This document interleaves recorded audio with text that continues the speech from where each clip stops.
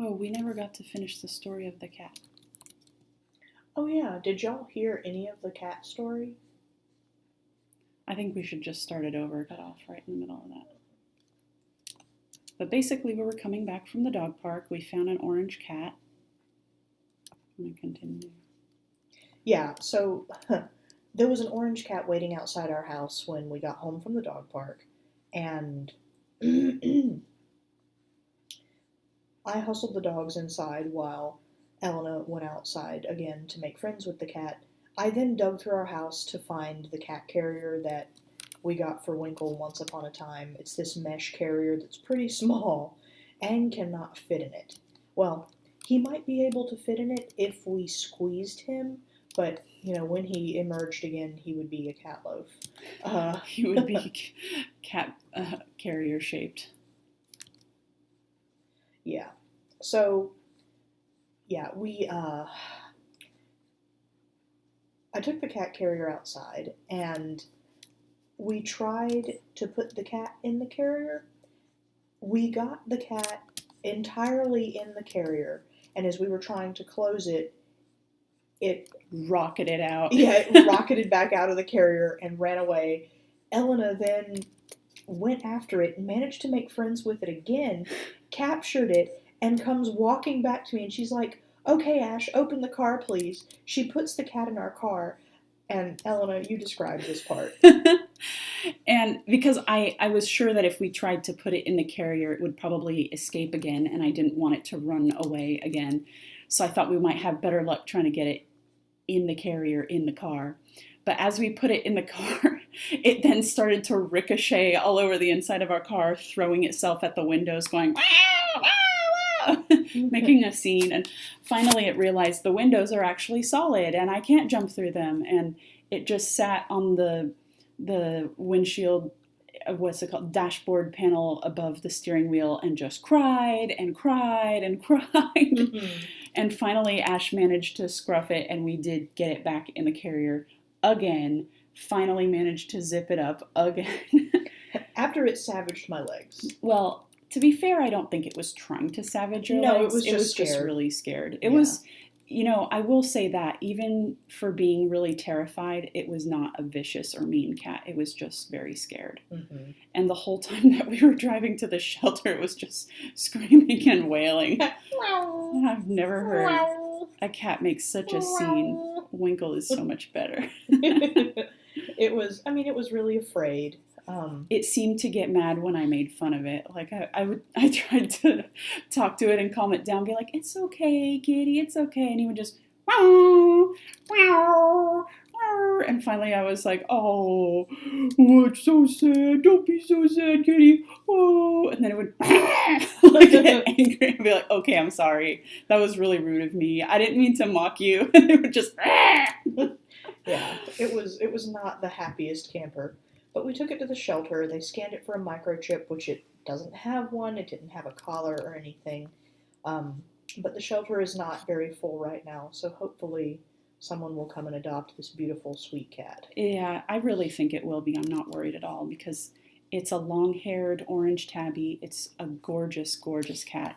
It's super friendly and trusting, for somebody it never met. It came to me again after I tried to shove it in a cat carrier. So I think it's definitely gonna find a home. Yeah. Matt is asking if it's okay if he records the rest of the stream on his computer. Yeah, sure. Go ahead. I think that's fine, Matt. In the future, please don't record us. Or I think in general it's a good rule of thumb to not record other people without their consent. Like in this instance, it was already something that was being recorded. So I think that's why he's asking. Yeah, but I'm just saying for the future, because I know, like, in the past, I know that you've also, like, without saying anything to anyone, you've been recording, well, this was when the chat worked in Google Docs. You had been recording some of that, and apparently you'd been doing it for a while before telling anyone. Like, I want to be clear that I don't have a super huge problem with that for myself, but other people, who were expecting that when they use this service, they're not being recorded, therefore they do use it, might not be so pleased about that. So, yeah. But in terms of making, this stream accessible for other people, considering Elena's computer has shat the bed on that one, we would be appreciative, Matt. Thank you. I know you love it when I say that. What, shat the bed? The bed. It's one of my favorite expressions. I can't remember when I used it one time, but you were like crying laughing because you had never imagined me using that. Yeah, like it's a southernism. I mean, I don't know if it's a southernism, but it's is like something. When David very carefully searched for the word, and he was like, I'm a little sore on my taint. And you were like, For reference, everyone, we had just biked like 17 miles. So. Yeah, and Ash was asking how everybody was feeling, and David was so happy to pull that word out from where he had been carefully cradling it after learning it from Ash. my taint.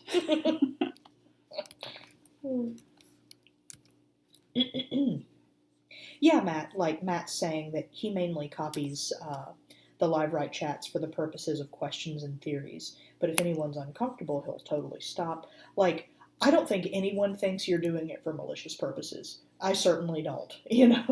I think that you are trying as hard as you can, to theorize as hard as you can, and quite often your theories are very excellent, and I appreciate your zeal. I just think sometimes people go into things assuming that their presence won't be recorded, and then later when it is, they're like, ow. Oh no. Why do they sound like my dad? I don't know. Because your dad is the most anxious, worried person I can think of. And paranoid person. Oh, Elena, no. It's gonna bite you, Joyce.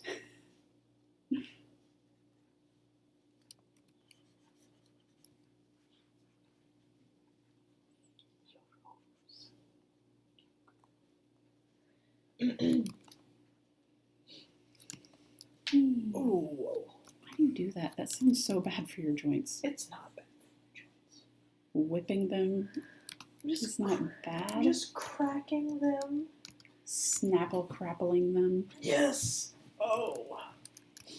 Oh. Yes. Oh. God. Stop. Jesus. What I was going to say. Whoever was just listening to the recording and has no knowledge of what that's from is not going to get it, and they're going to be really scared by that sudden loud chicken noise. God. I apologize to you, person of the future.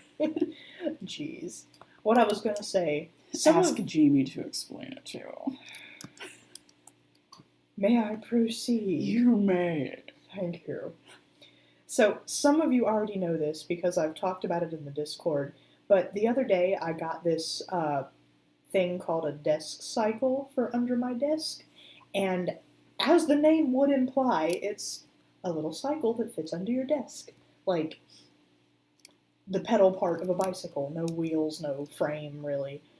And I have to tell y'all, I love this thing so much because it is... Now that I have tightened all of the nuts and bolts and all the mess, all that stuff, it doesn't make any creakety noises or anything, so it's totally silent and I can just pedal in my office. Yesterday I was listening to the Lord of the Rings soundtrack and pretending I was on a horse just racing across New Zealand. And so yeah. Anyway, but I love it even more because of the reactions it inspires among the faculty who come in and see me pedaling, because they can't see it. All they can see is my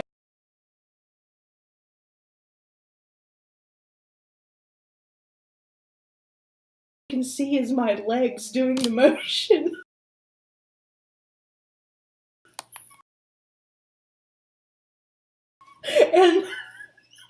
There have been so many faculty members who have come in and started talking to me and then noticed that my legs are doing bicycle movements and they've slowly just kind of trailed off and looked at me in either fascination, worry, or fear.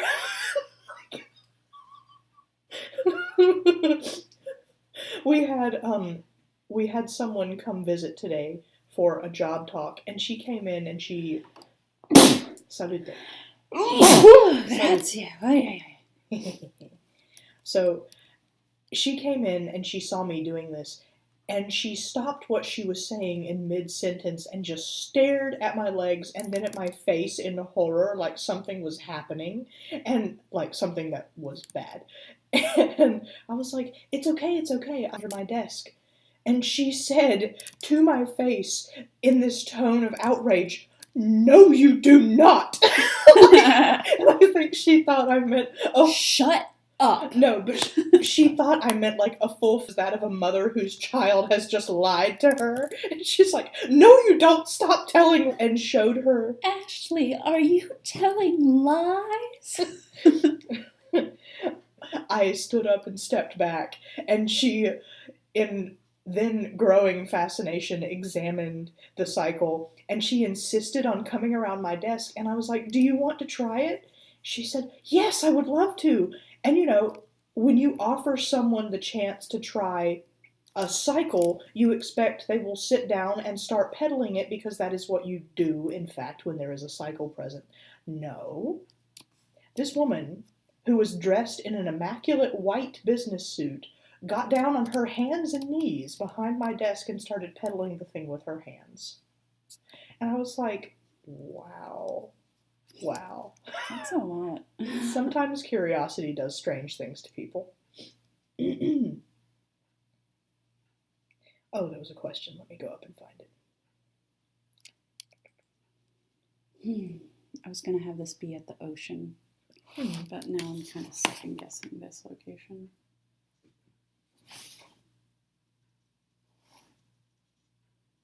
I mean, it looks very part of your world to me, so Mm-hmm. I think that's fine. Okay.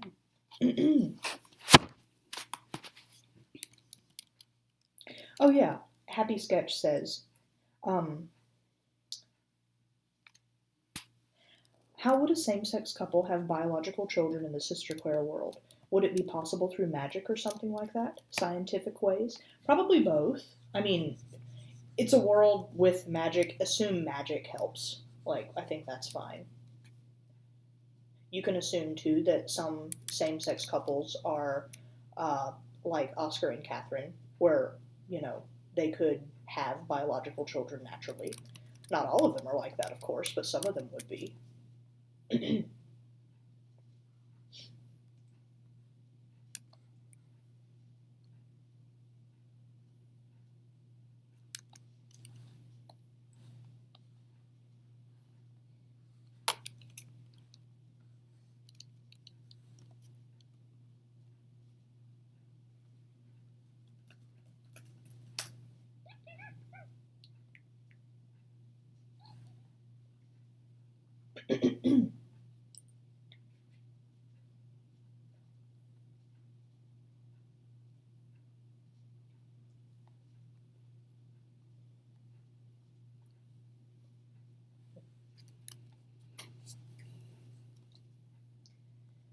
Angry water hurts my mouth, but I like the taste it leaves behind.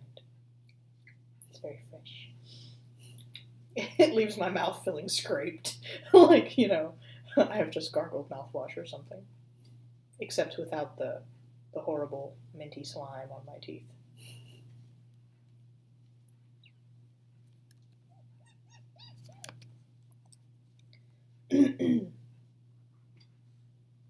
Really good questions tonight, y'all.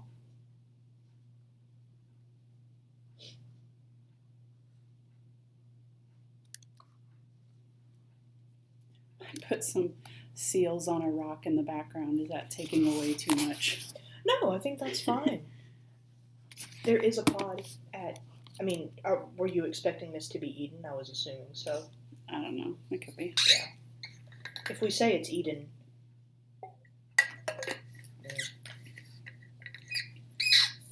Yeah, there's a selkie pod near that occupies the waters, like the last quarter between Throne and Mare and Eden. It's on the map.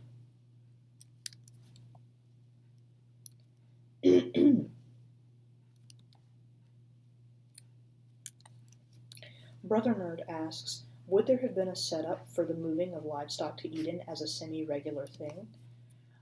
No, that is a really good question, and at some point you will see why the answer is no.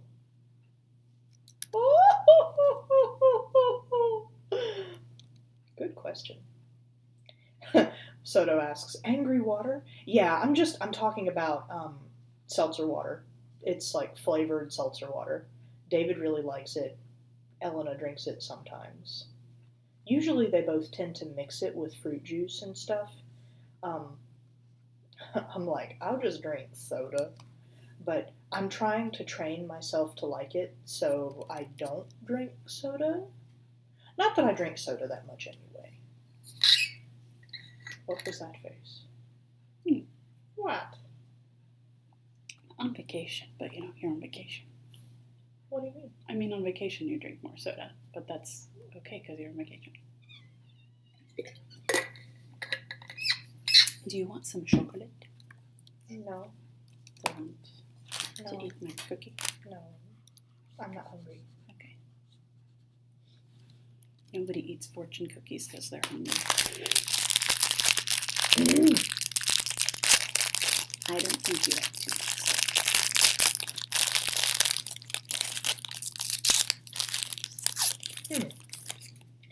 Alex JM says, hey, have you guys considered streaming on Twitch?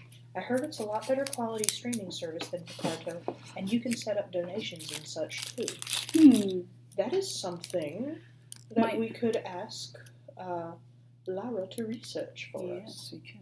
I'm going to start inking this now. Okay. That's a good suggestion, Alex. Thank you for telling us. We will check it out. It wouldn't be the first streaming service of ours that needs to be replaced.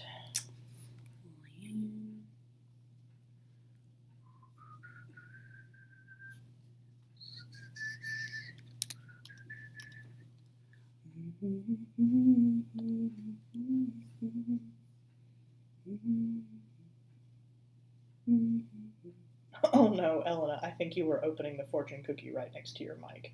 I'm sorry. If you want to know what my fortune is, it says, doing what you love is freedom. Loving what you do is happiness.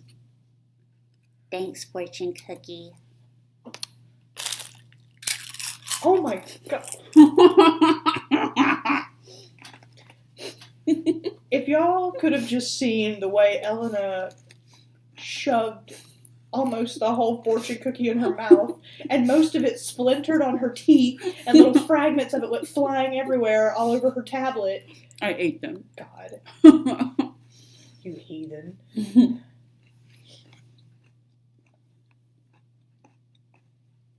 They taste like orange. You probably put some orange extract in it. Oh, that's nice.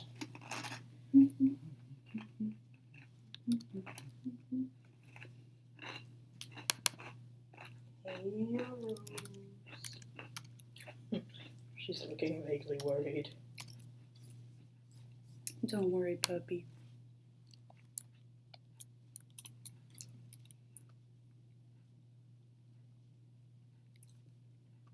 What? Oh no.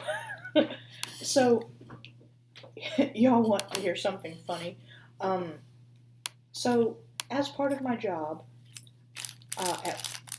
at the university where I work, I often make reservations for people who are visiting our department for a variety of reasons. If they're coming to give talks to our students or do demonstrations, or if they're coming for a job interview, anything like that, I'm usually the person that makes their hotel reservation. That means I'm usually the person who gives an email to the person at the hotel making the reservation. So, quite often I get emails from a variety of hotels saying that they want my business again, even though I'm not actually the person staying in them. And I just got an email from one particular hotel chain, and they made an error in the title of the email, and instead of saying, "We miss you," it reads, "Me miss you." No. Me miss you. Come back. Yeah. Stay Best Western, please. Yeah. Rosie just looked at me with such concern. I'm okay. I'm not turning into a Muppet baby. I'm sorry, Rosie. Am I disturbing you? Every day of her life.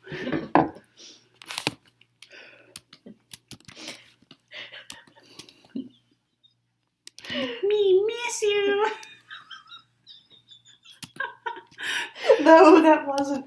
I also get emails from like tons of departments across the university, and by far the best one was, I don't remember who it was from, but it was sent out to thousands of people. Oh no. And the title of the email, instead of public service announcement, No. yes, was pubic service announcement. Oh God. Sign me up for a pubic service. I was just like, I'm ready to do my time. though, you know, most people read that, like, reading an email in that kind of context, their eyes probably passed over it so fast that they didn't notice it. I'm sure that I was one of the only people who noticed it. Even my boss, who has like eagle eyes and serves as an editor sometimes for Duke University Press, did not notice it. And when I showed it to her, I thought she was going to just have a heart attack and die on the spot. She thought it was so funny. Lord Jesus. Oh. What? Alex is talking more about Twitch. Alex says, people can subscribe to you, which is $4.99 a month, or just follow you, and you could use the Discord emotes for the Twitch emotes as well. Twitch has a lot of really cool features, and you can donate money or bits. Bits? Oh, like Bitcoin. Right. I guess so. That's cool. Mm-hmm. Maybe we should. Maybe we oughta, yeah. I wonder how much it costs on our end to make a Twitch account that has like all the bells and whistles. It costs me about $10 a month for Picarto. Mm-hmm. Sometimes I'm really happy with the service Picarto gives us, and other times I'm just like, come on.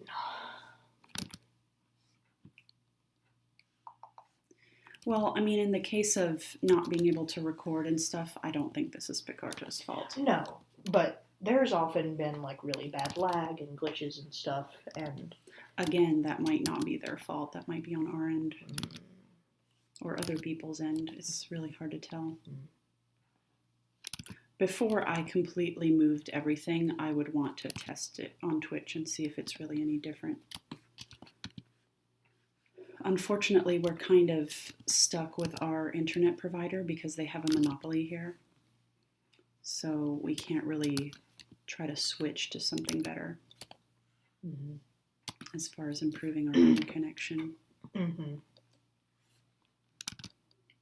Zach asks, does Hiveworks have a contract to your comic merchandise? No, unless it's sold through the Hiveworks store, where I think they get a small portion of proceedings. But it's not like they don't own the copyright to anything of Sister Claire. They just get a portion of everything they sell for me. Because they don't own the copyright to Claire. No, they do not. Yeah, that's you. Mm-hmm.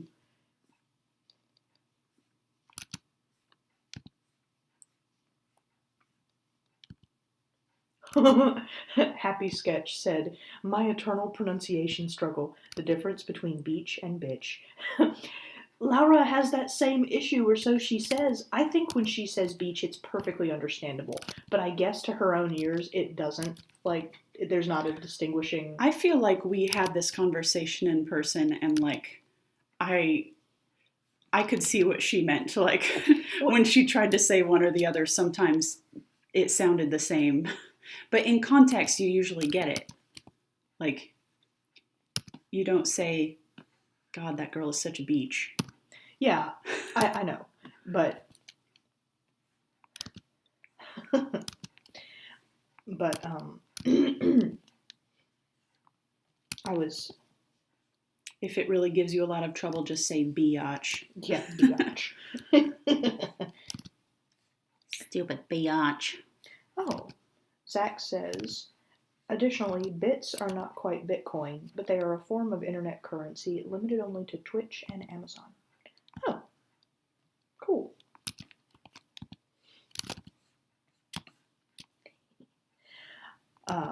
Zach says, merchandise follow-up. You could then use an additional outlet to sell merch then? Yes, definitely. I could.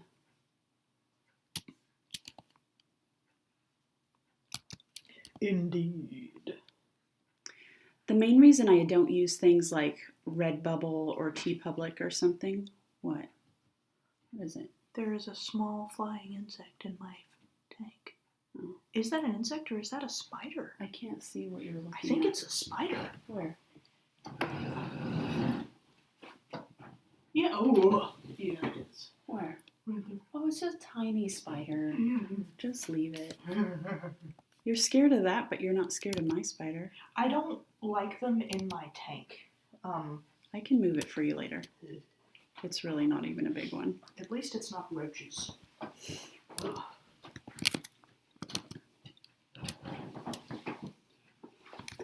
I'm really glad that I made a 3D model of her horns because I would absolutely hate to draw this by hand every time. What a nightmare. That's why I really want you to give Claire ram horns. So that I can have to open a 3D program every time I want to draw Claire. I think the ram horns would be a lot easier. It's just so nice to be able to draw her horns with a few simple lines I know. and to not need a reference to do it every time. Oh, but I was writing a letter to Meg. Have you got her on Skype or are you going to email her? I'm sending her a message through her website. Okay.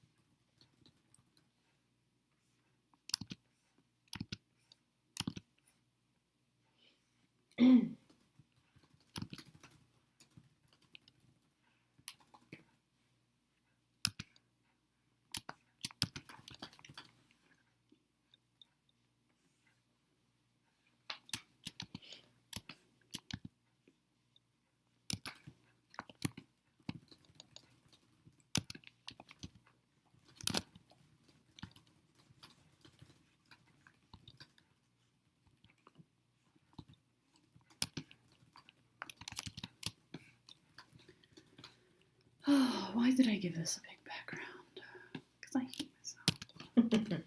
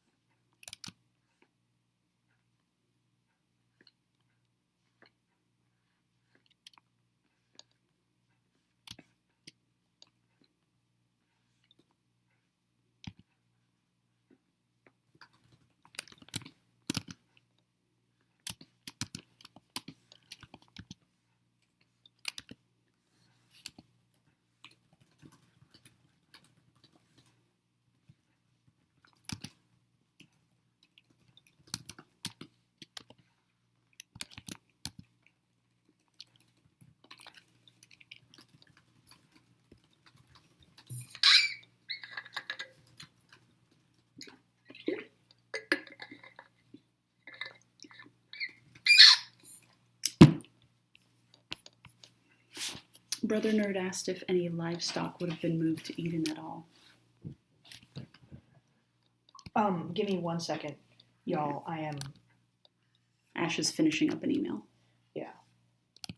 It's important. It's Sister Claire related business.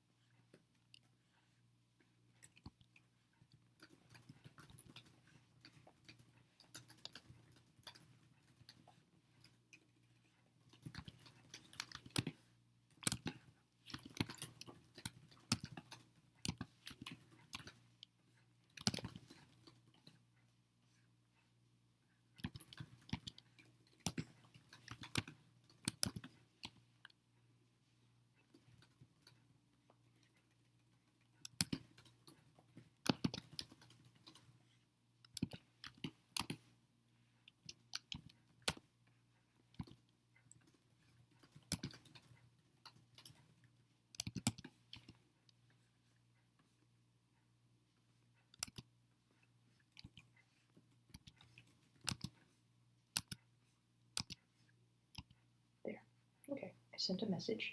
Now I can pay full attention to the chat.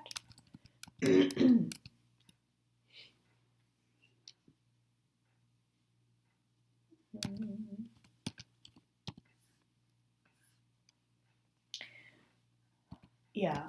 Brother Nerd asks, would any livestock have been moved to Eden at all? Even, say, breeding pairs of horses? Possible.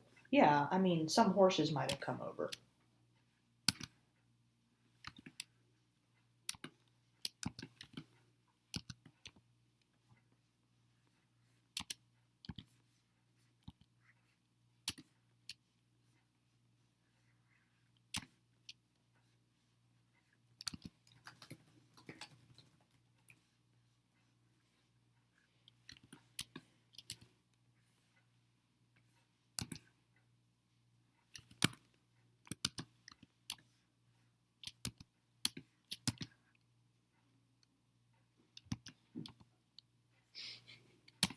I love hearing a low dog murmur from the corner of our living room.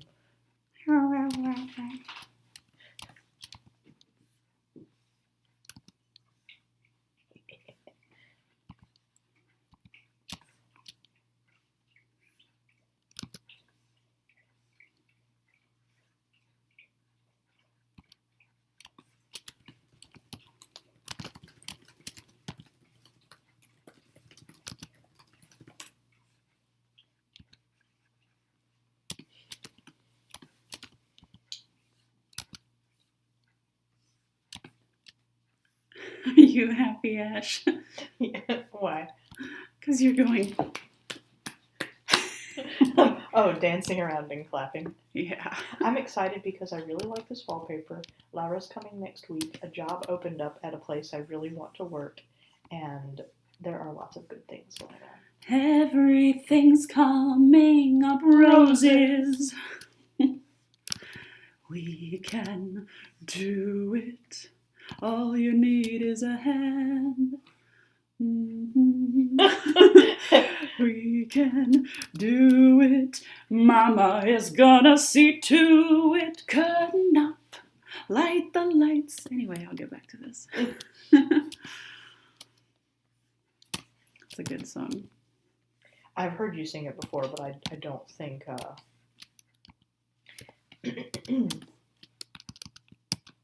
don't think I've ever seen or heard the whole song.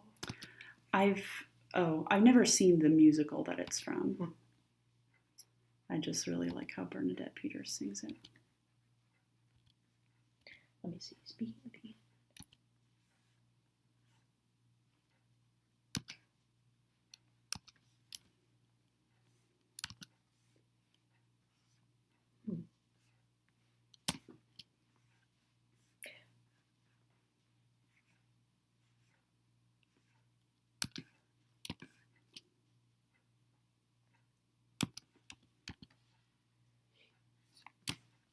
Paulina says, speaking of Eden, I was surprised how big it was on the Tumblr map. I can imagine Clementine would have needed to work overtime or have a lot of helpers to manage the city. She did have a lot of helpers, her council, especially, and other subsidiary groups. She wasn't a monarch. She was a builder. She was an architect. Yeah, architect is a lot better. That sounds so much sexier, thank you. Like Michael. Yes, like Michael from The Good Place. And who's her Janet? Hopefully not Gabby. She's her own Janet. Gabrielle kind of becomes like a Janet, but she's not really like Janet. No. Matt says... Overruled. Matt says, hey, for the whole Trinity in general, but mostly to Lara and Ash, do you think you'll have a chance to read some of our fan fictions before the meetup in New York City? I don't want to promise anything. I can say that I will definitely try, because I would like to tell you my thoughts in person. So, I will try. That was my answer. I was like,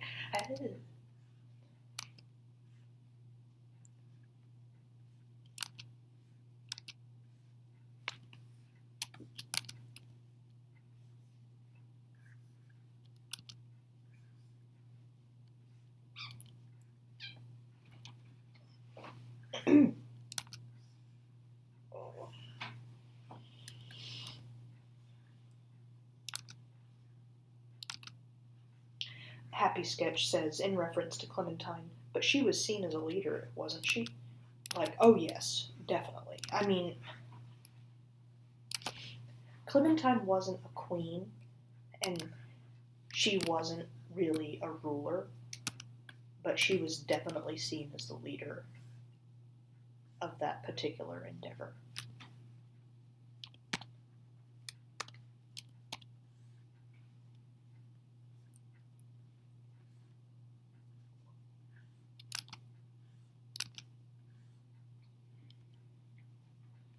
I mean, by a slightly different comparison, you can have kings and queens of a country who are not actually the leaders of it anymore. Mm-hmm. Like the Queen of England is just a figurehead, but she is not the Prime Minister of England. Yeah, for sure. But she is beloved by the people, and they celebrate all of her birthdays and her grandchildren's birthdays and everything related to her family. And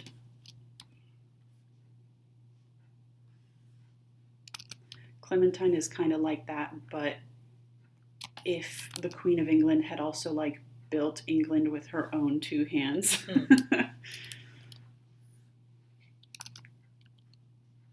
Isn't the Thai king kind of like that, or wasn't he like that? He died, didn't he? He died.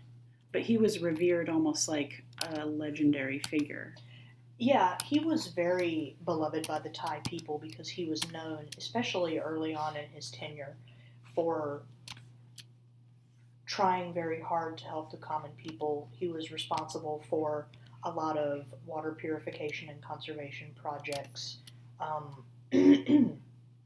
cared quite a lot about the poorer classes and trying to improve their situations. Like, I can't cite specific examples anymore, but I have written papers about this. I remember my Thai friend talking about him, and the way she talked to him about him to me and my roommate, it sounded very fictional because it almost was like she was talking about a superhero. Like she talked about him defeating armies or something by himself, or I can't remember exactly what it was, but it almost sounded like, totally propaganda. And I remember me and my roommate gave each other this look like, yeah, right. But I'm sure that it came from something real. But it seemed to us that he just rose to this almost religious reverence with people. Yeah, I mean, if you ever watched I don't know how it is now, but if you ever watched a movie in Thailand, there was this salute to the king that you were expected to stand up for whether you were a citizen or not. And, like, the king, it was this sort of computer animated thing where the king was literally golden and glowing and stuff. I mean, there was a lot of devotion going on there. I don't want to speak ill of the king. I mean, every Thai person I talked to, both outside of Thailand and while I was there, was utterly devoted to him.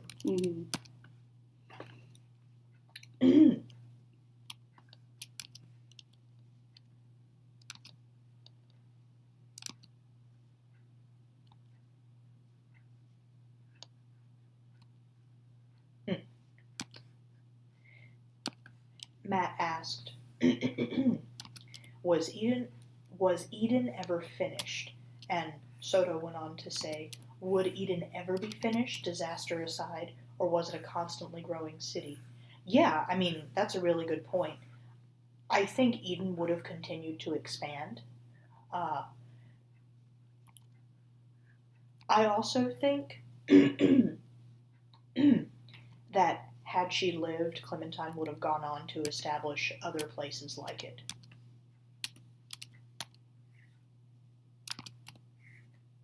Clementine probably had plans like this in the works. I don't want to promise anything, but you may well see those plans at some point. You've seen her office. That wasn't her only office, although that was certainly her most personal one. And she was a scholar, she was a dreamer, like Elena said, she was an architect, and she was powerful, and when it came to planning and knowing about magic, she was a prodigy. Like, it would have been her greatest desire to continue trying to improve the situations of witches, and I think she would have been extraordinarily aware that just one place where they could be safe wouldn't be enough. In her mind, it shouldn't have been a sanctuary, it should have been the status quo.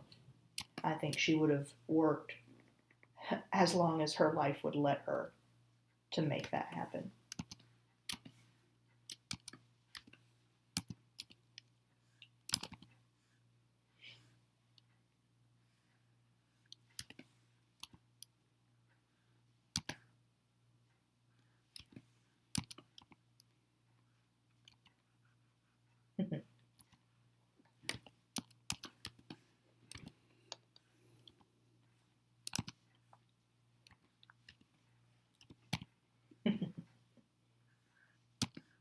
Soto said something very interesting. They said, I like the idea of it literally growing Eden since it was so plant-based. No one ever said it wasn't. Still growing, I mean.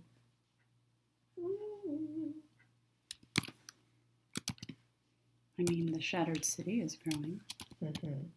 But that's still not quite what I mean.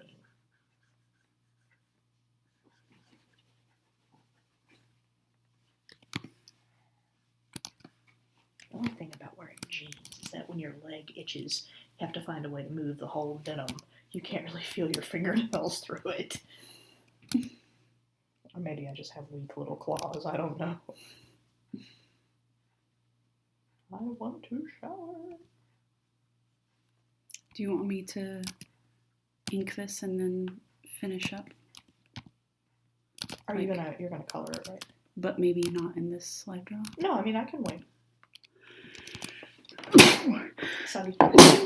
I think since January is almost over, you should try to finish it if you can, if you feel up to it.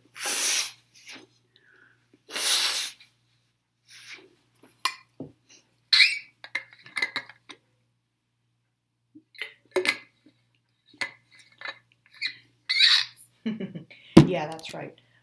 Happy Sketch said, so if Eden never fell, darn it, Clementine would eventually have to talk with the politicians in the near kingdoms, right? And, and Matt said she was, actually. And Laura also said there weren't really any big kingdoms around Eden. Throne of Mater was probably the closest one. That's true. But Clementine was already in talks with pretty much all of the established kingdoms and places of power in the civilized world that were within her reach.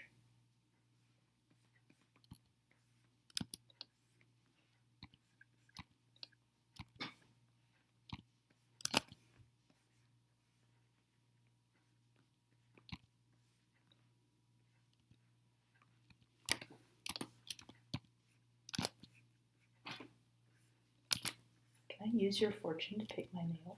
Sure. Thanks. That wasn't even a fortune. No, it was a little bit of sanctimonious verbiage. Is it verbiage or verbiage? Might be verbiage. Verbage. Verbage. Whatever. Garbage. Target.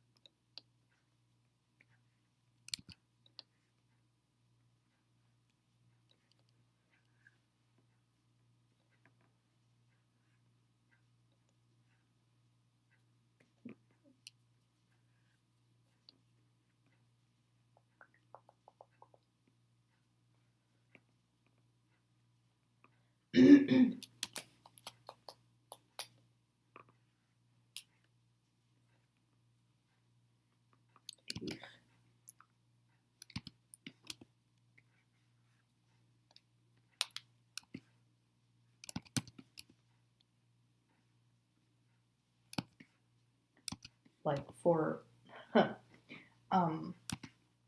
in terms of who Clementine was in contact with, she definitely would have been writing to the leaders of Alpinum, where Sylvia's from.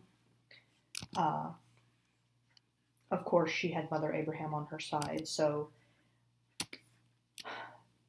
she would have been in talks with the majority of the abbeys scattered across the mainland. Of course, King Michel, Queen Sylvia. Her reach even extended as far as Empress Himiko in the Fire Islands. Has she been mentioned yet? Only in live rights. I think only one live right.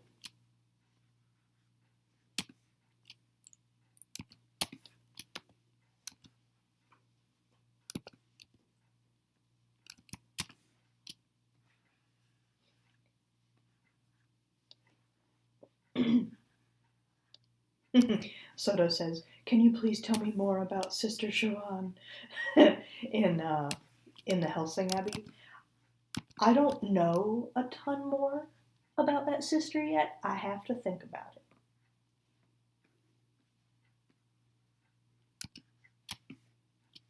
Huh?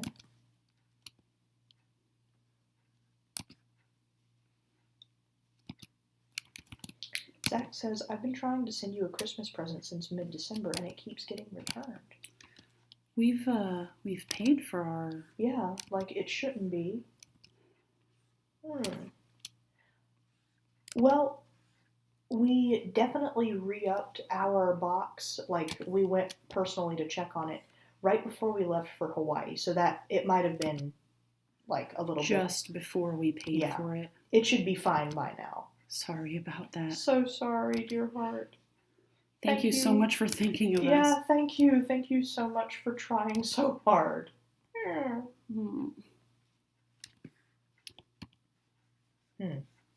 Remember when you tried to send me something, Ash, when we hadn't met in person yet? Yes, I do. Oh, Matt says, Ash, where did you say Clementine's reach would go to before you said Fire Islands? What did I say before the Fire It says Islands? Yamiko or Alpinum. Alpinum, where Sylvia's from.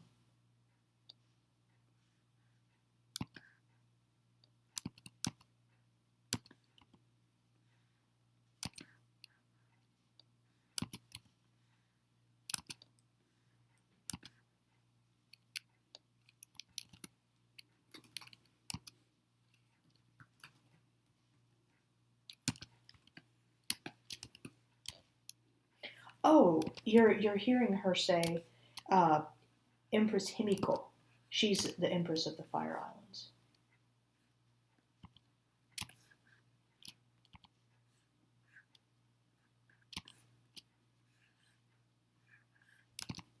The Bell Empress.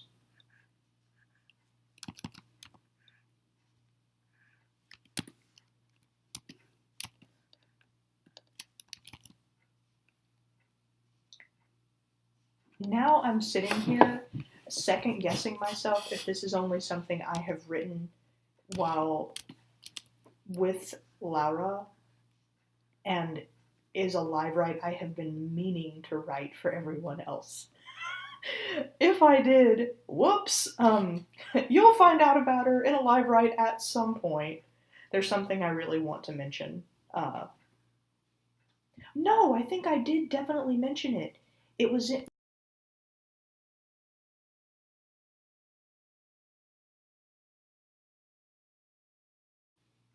no, I think I did definitely mention it. It was in,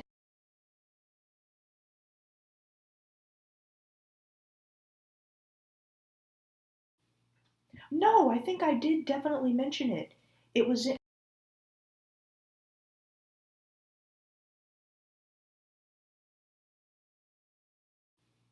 no, I think I did definitely mention it. It was in,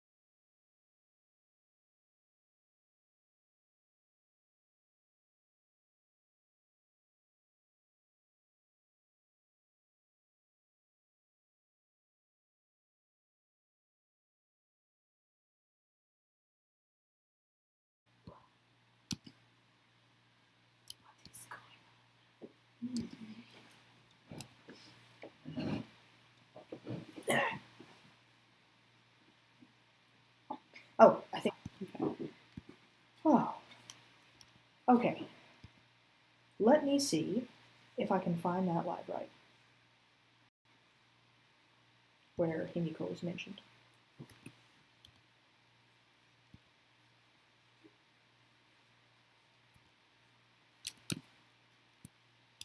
I said it was in the live write where the royals are trying to seduce Sabine.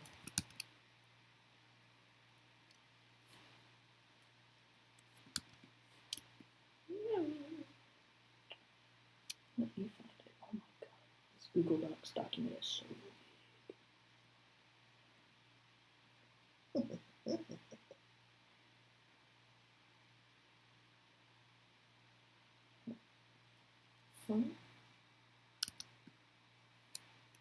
Yeah, there it is. Let me.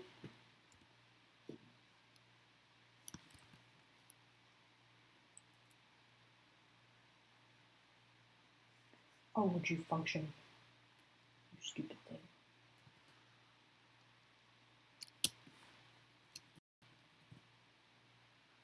Yes. It was in there. I knew it was. One tiny mention.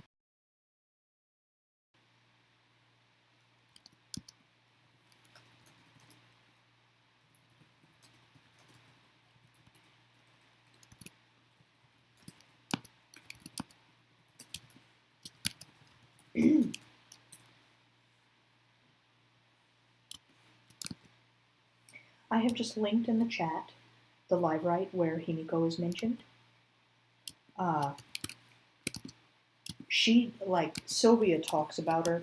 She does not directly say that Himiko is the Empress. She's only referencing it. Sylvia is trying to find a book that will give her advice on how to court somebody, and she pulls down a book that's written in the Sister Clara equivalent of Japanese. And she says, "Oh, this is going to take me ages, and I can't ask Himiko and let her know I haven't kept it up." So she and the Empress are friends. At that point in the story, the Empress, trying to think how old she is. Probably as balls is the answer.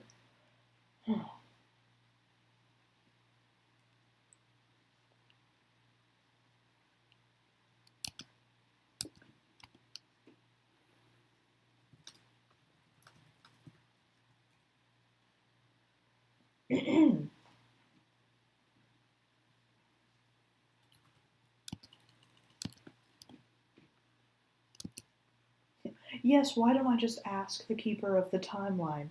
Laura says, Himiko was around Azalea's age, no? Yeah, that's right. Azalea was queen before Michel was king, his mom.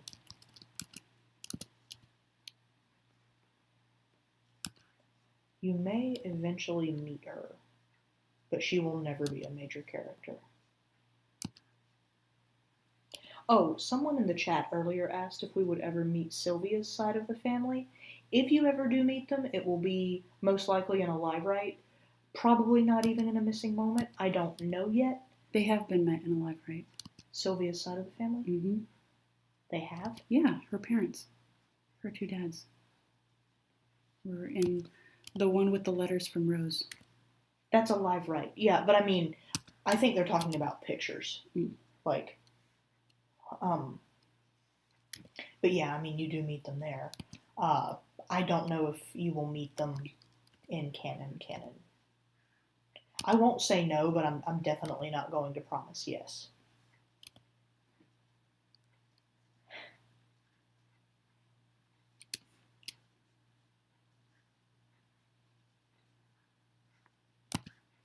Zach asks, Ash, do you have an apple corer and slicer yet? No. No, I do not. Why? I was lamenting to the chat at some point that I have a hard time cutting apples. Oh. And they were like, why don't you just get an apple slicer or an apple corer or a thing? And I did not know that they existed. Ash, of course they exist. Well, I did not know it, okay? Like, I have seen them probably 1,000 times at the grocery store, and I never knew what it was. And I didn't bother investigating it because there are like a million other things that occupy my attention. But then when people were linking me to it in the Discord, I was like, wow, I should buy one. Proceeds to feel guilty about buying a material thing. Doesn't buy the thing.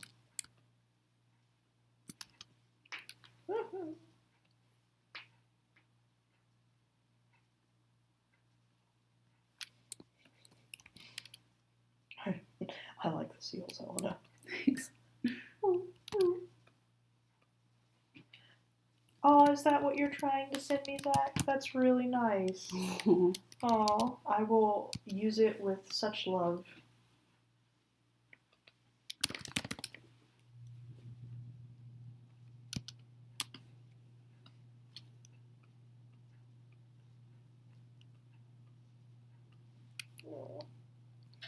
A rare picture of my child being happy.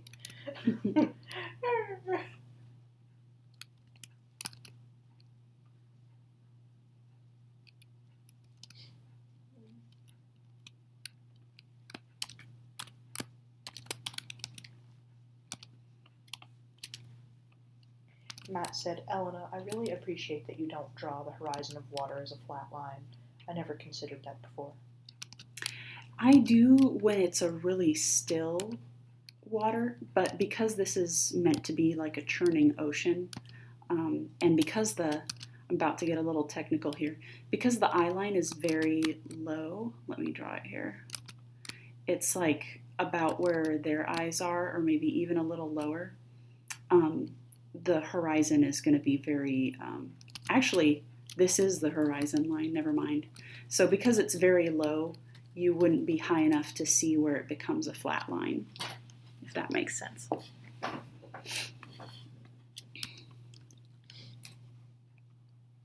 What you laughing at?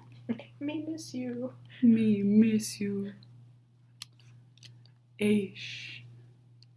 Me miss you.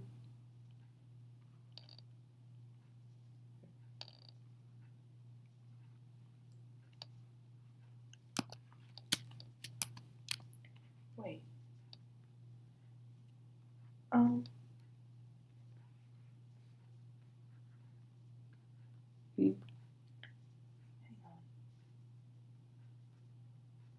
Elena, where the heck on our website is our P.O. box listed? You have to click on the thing that looks like mail. Oh. Mhm. Oh, that's so smart. Yeah. Yeah.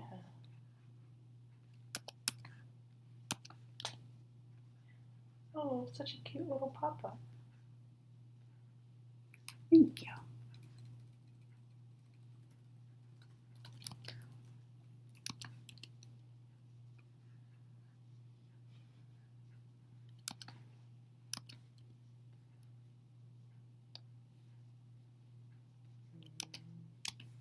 If we could see the beach, I was going to suggest making a giant hole in it, especially if it's eaten, because that's a very signature thing, but you wouldn't see it. Mm-mm.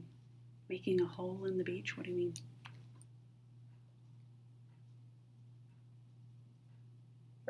Never mind. A hole, like a pool? No, I'll tell you about it later. Okay, because there is a hole in this rock thing. Yeah, that's not nearly big enough. Okay. I'm going to draw some burbs on it.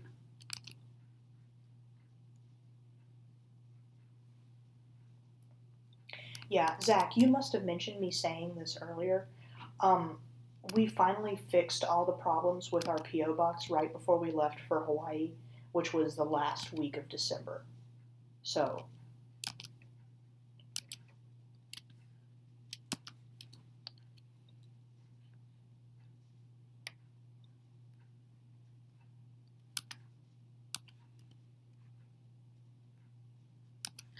apparently Elena got chewed out by the lady, even though I had tried like 3 times before to fix it. Yeah, the lady was like, you really should check your P.O. box a lot more. And I was like, I'm really sorry. Can I just pay to get it reinstated, please? And she's like, yeah, but you really should check it more. I'm like, no, just take my money.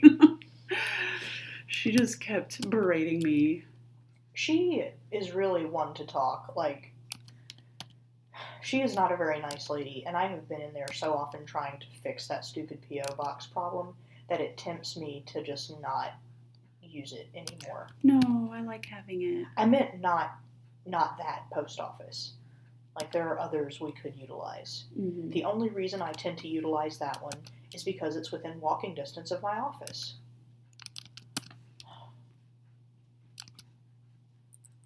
Though maybe not for long.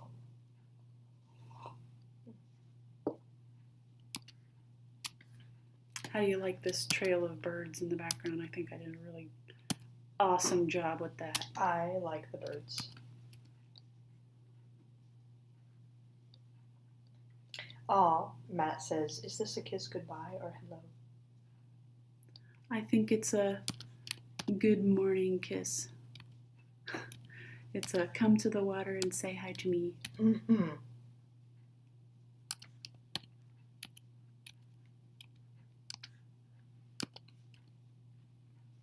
I think if it was going to be even more in character, like, Gabby would have her hands fisted instead of this tender, like, embrace. But I like the way you've done it.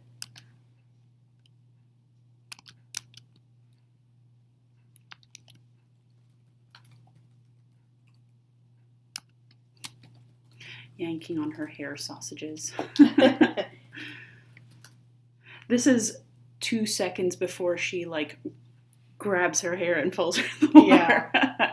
Like I can see Clementine being, I don't want to say not as zealous because I don't want to imply she doesn't like kissing Gabrielle or Gabby, but I could see Ginger. I could see her still, even though they love each other so much and they've been together for quite a long time, at least, you know, considering their relationship started when they were quite young and ended when they were still quite young, like, they are quite used to physical intimacy, but I think Clementine would still find it in herself to be a little shy. And Gabby would just be like, hauls into water. Like, I wasn't even going to say shy. I just meant because of her horns. Like, I think she's just, it's her habit to try to that be too. careful Yeah, around people that she cares about. I think that too. I'm sure there's more than one person who has had an eye poked out. Oh.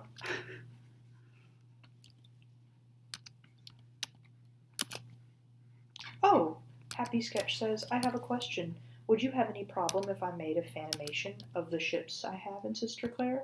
I would die with happiness if you did that. I would love it so much. Likewise, we would be delighted.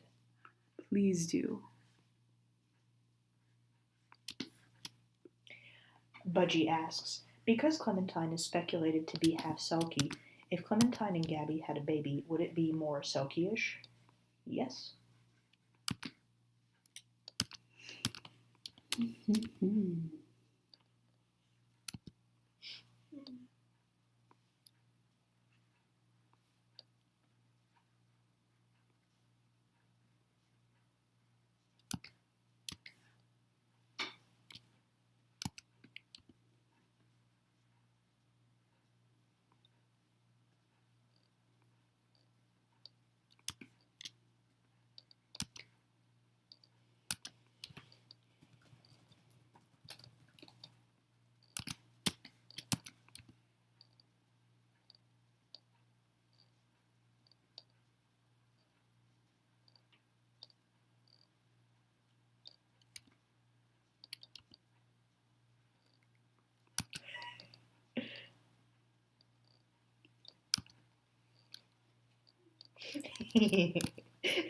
Budgie said, poor Clementine would probably be so confused. Magic up a baby and it comes out a seal.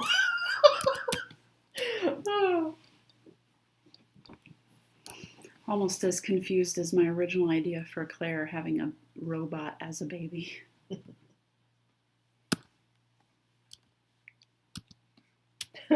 Soto said, congratulations, it's a seal! That reminds me of that thing where people are like, I always think it's so funny when people say, we're expecting a baby. It's almost like, but it could be a velociraptor. Yeah.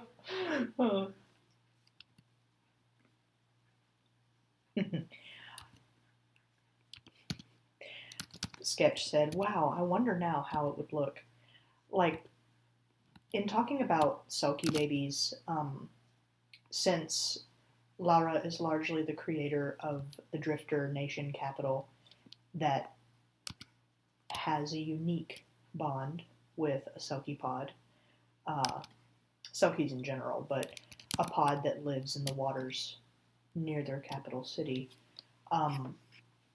we do have headcanons for what Selkie and partial Selkie children would look like, especially really close to birth. One day you might find out what those are.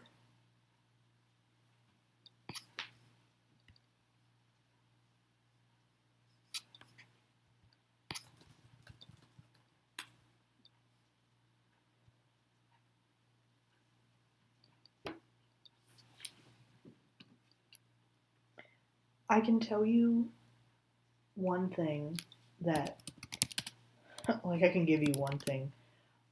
Most children with Selkie blood are often born with whiskers that then litter. Like, if the Selkie blood is prevalent, the whiskers might stay. If it's not, they tend to fall off, especially if the child stays on land.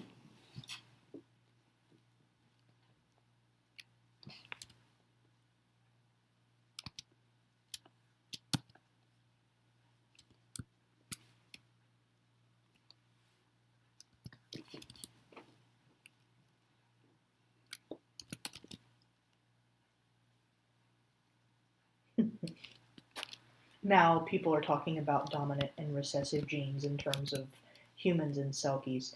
Like Budgie asked, oh, trying to scroll through this chat is really aggravating. Budgie said, does that mean Selkie plus human equals human, but Selkie plus human with half Selkie blood equals Selkie?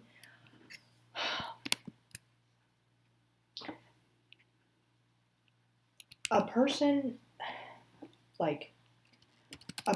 with Selkie blood who stays on land, or even a Selkie that stays on land for a particular amount of time, is going to start losing very obvious Selkie characteristics, like whiskers.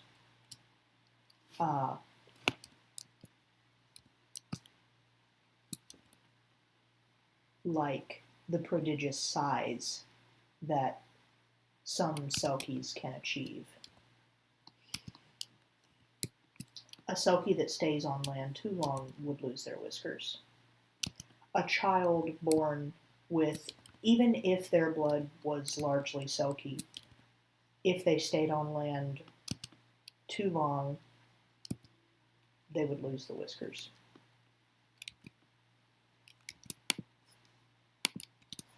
A child born with Selkie blood that was deprived of their pelt would be not obviously a Selkie at all. Like,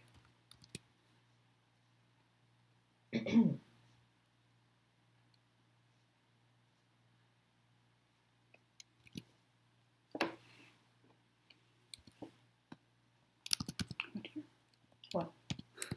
Clementine's face went full orange. Oh, the live stream just caught up with it and I saw it.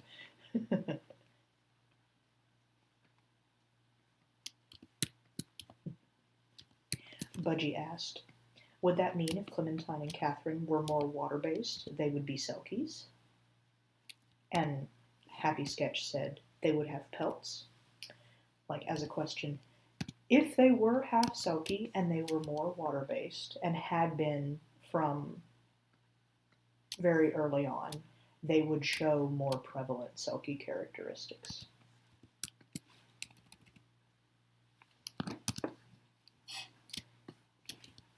In terms of Selkie pelts, something I think you should ask yourself, like, you've seen Gabby's pelt. You haven't seen any other Selkie pelt yet, like, not on its own. But Gabby also uses that wig from the Garden of Delight as a kind of pelt after it has been infused with other magics from members of her pod.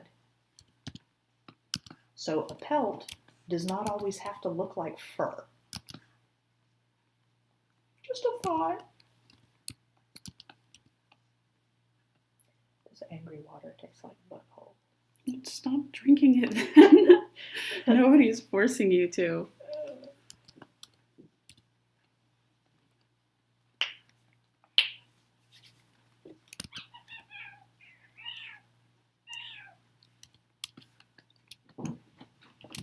Stop.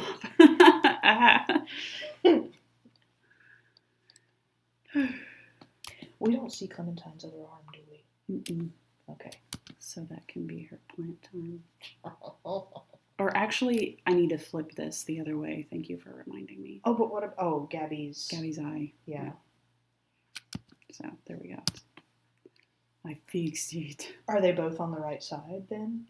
Like, I don't think canonically I've said which arm of Clementine's has the thing. So. Okay.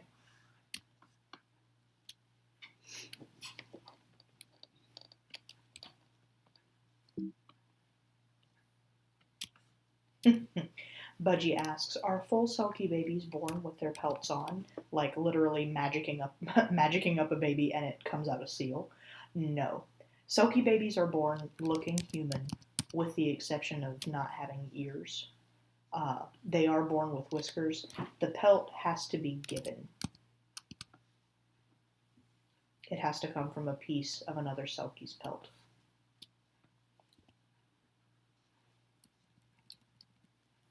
And if you're wondering, yes, that part sucks.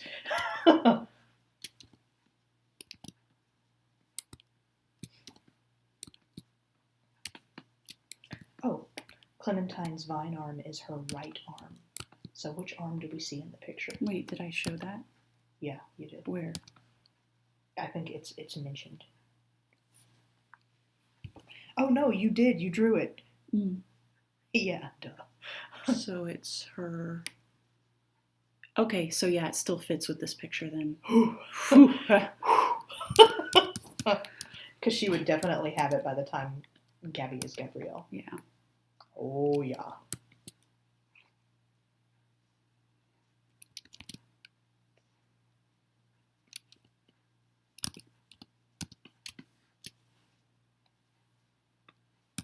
Budgie asks, does it break off and then turn more seal-y over time? Or is it like instant, poof, my flipper is now an entire seal skin? It's... You'll see. You'll see. I think it's a bit hard to explain without it. Like, it sounds weird when it's not being written in a story.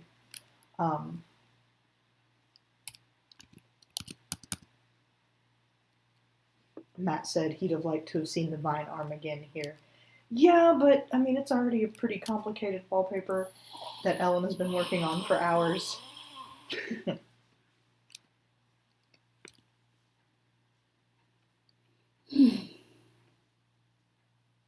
I think the kiss came out quite nice. Thank you. It only took me like 5 billion tries. You'll see the vine arm again, Matt. Don't worry too much.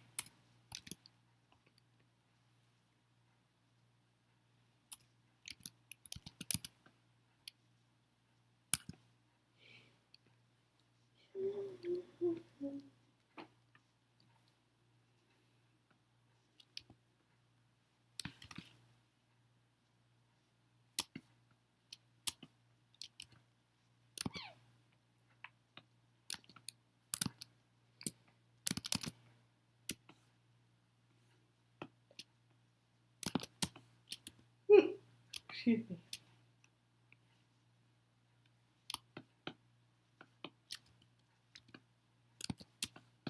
Where is it? Here it is.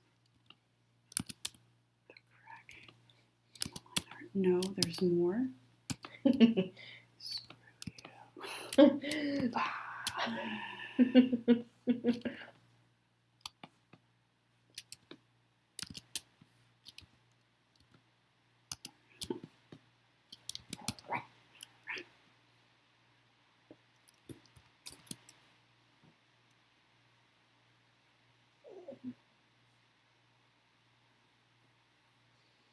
Oh, I cannot go to sleep.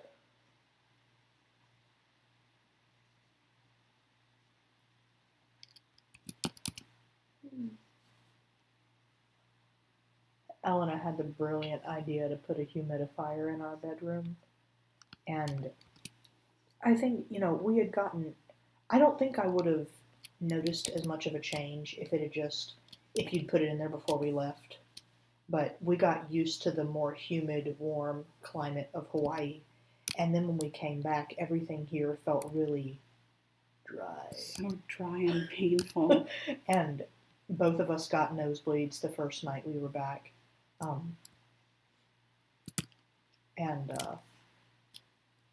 Elena put a humidifier in our room, and it's so nice to breathe the warm, nice air. Nice.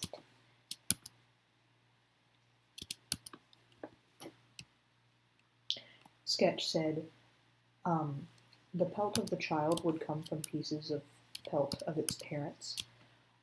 Usually just one parent, or if a parent is not able to give a piece of a pelt, then another would offer, like another member of the pod, ideally.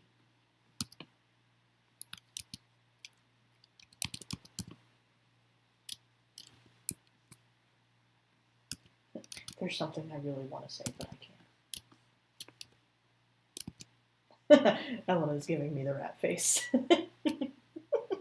So turn quiet. Now.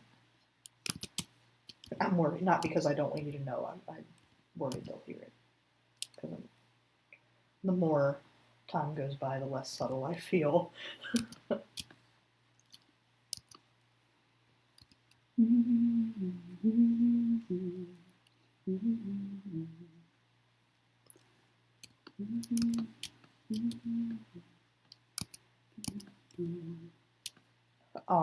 Soto says, it's 4:30 a.m. Love y'all, but Team Germany is turning in. Aw. Good night, y'all. Good night. Thank you for coming. And thank you for sticking around so long. I know.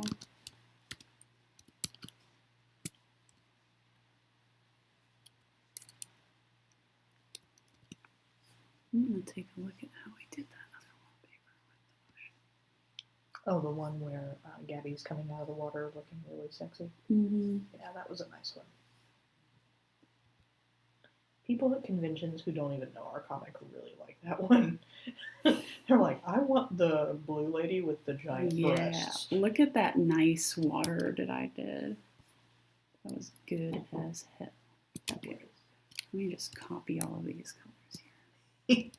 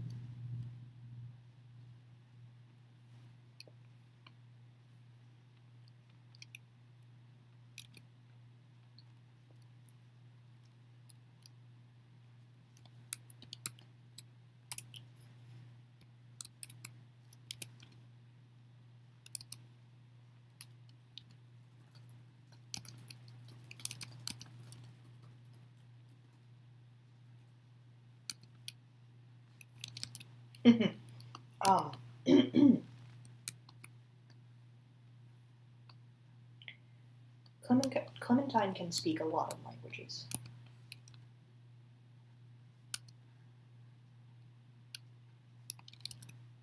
I don't want to give an exact number. This will also probably not come up very much, but like, Clementine can speak the language of the builders, which is Spanish. She can speak to a lot of the wolf witches, so you would have Hindi, Urdu, Tamil, a lot of those. Probably her Japanese is passable. Not all the wolf witches are Hindi or Urdu. No, they're not. That's why I said Tamil. But wolf witches can come from anywhere. Yeah. But for the purposes of this story, like, the main alliances I think she made were with Raksha's pack and a lot of packs that were at least in some way, if not blood related to her, came from the same region. Reasonably, like, her reach would not have been able to get absolutely every kind of wolfish pack there was. Oh, the language of the Salvation area, that is Italian. Mm-hmm. So Italian, French,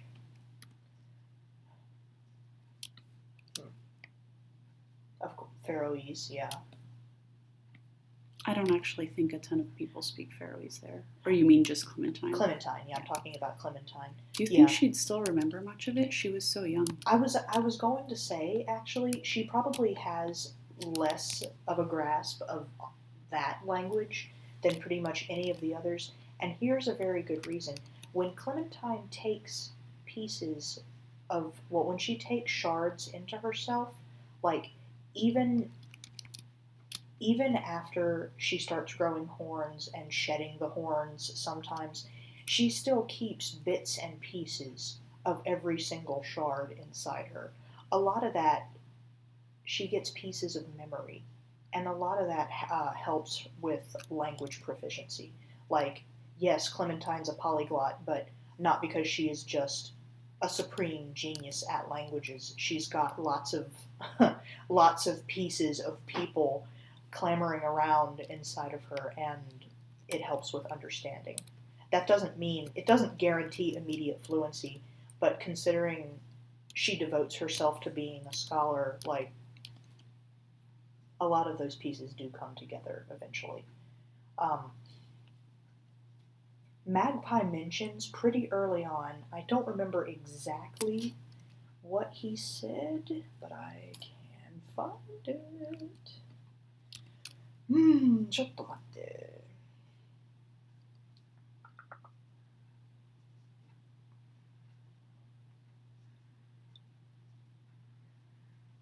Yeah, there it is.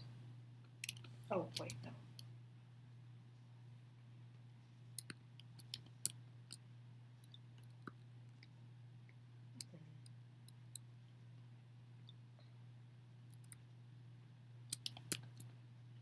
Brother Nerd said, I imagine that Clementine and Catherine would have done some amount of private chatting in Faroese. Yeah, like some, but I really don't think Clementine's grasp of that language is excellent. Conversational, sure.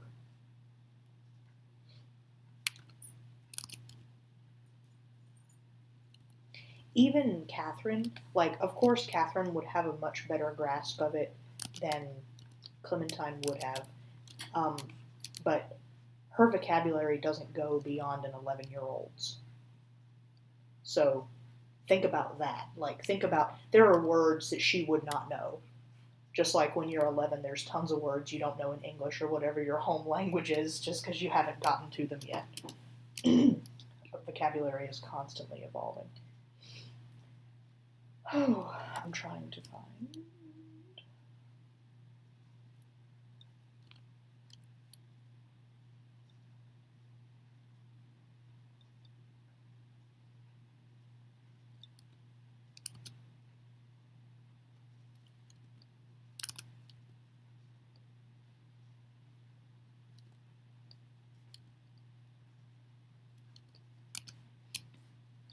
Yeah, when Magpie is talking to Marguerite about Clementine, he says that Clementine's got the knack for understanding them the same way he's got the knack for growing feathers. And he translates that sometimes there's stuff in the shard languages that she doesn't know. Sometimes it's in different languages or lots of languages mixed together because shards are comprised of pieces of people, some of whom would have spoken different languages. He says, she asks me about words she ain't never heard no person speak. She asks me what they mean, those words, and damn me if I shouldn't, but I try and get her books so she can find out.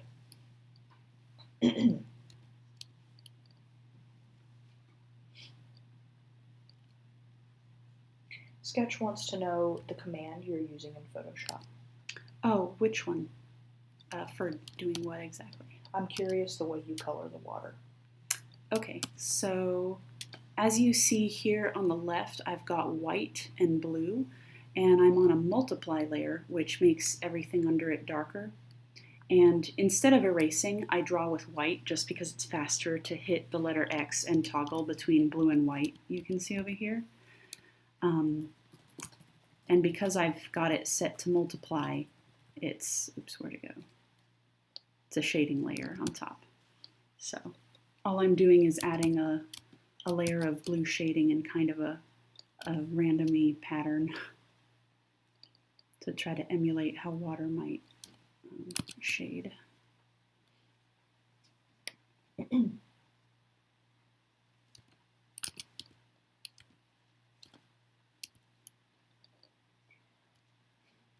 I just had a thought, like, I wonder if Catherine can read and write in Faroese. Maybe very limited. Yeah, I doubt much.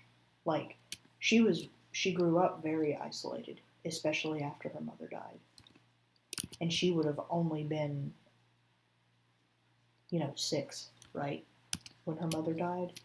So, just right at the time she would have really started to learn reading, writing, start absorbing some things. Actually, she may well have been illiterate until she learned in Thrunamai. Mm-hmm. It's not uncommon. Yeah. For people who live, in such rural places and all they do is farm, like, by themselves. Exactly. Yeah. that wouldn't surprise me at all.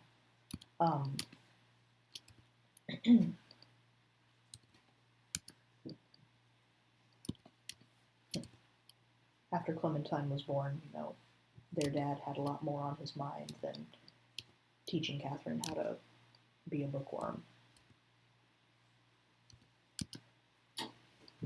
That would be a really interesting thing to write about at some point. Oh, I love the thought of Catherine learning how to read from Oscar and Mummel.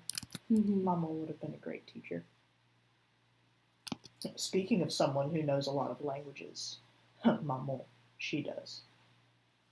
And she doesn't have, pieces of other people rattling around inside her. Well, not all the time. Oh! True. Oh! You walked right into that one. Yeah, I did. Qu'est-ce que tu fais? Magie! Oh la la! Oh la la la la la la! She would have been so delighted with that comment. Yeah.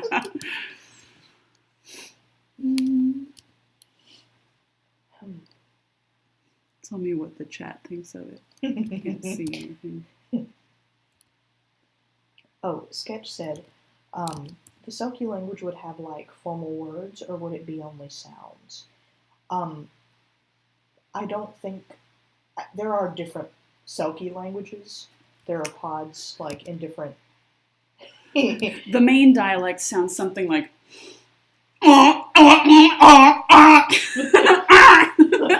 Helena, be nice. There are different Selkie languages because the pods do come from lots of different areas. They don't have a written language, or at least most pods wouldn't, but they do have something that's mentioned. I'm trying to remember if it's mentioned in a missing moment or in a live write. Sometimes I can't recall. Y'all have no idea, by the way, how much checking about that I do. How many times I will go back and look at previous missing moments, or ask Laura to help me, or Elena, be like, hey, where did I mention thing? Did I mention thing? Was it in a missing moment? Was it in a live write? Did it come to me in a dream? But there are singing shells that hold the Selkie history, oral traditions. Kind of I based that on griots.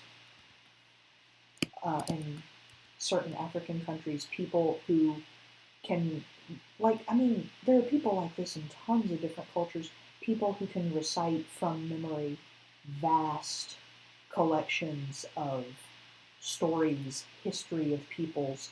There are people who can recite the entire Quran, for instance.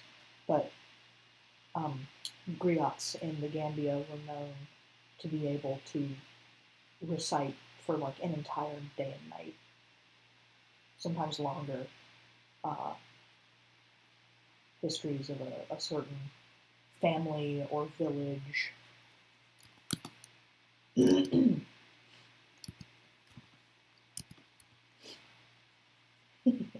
Oh.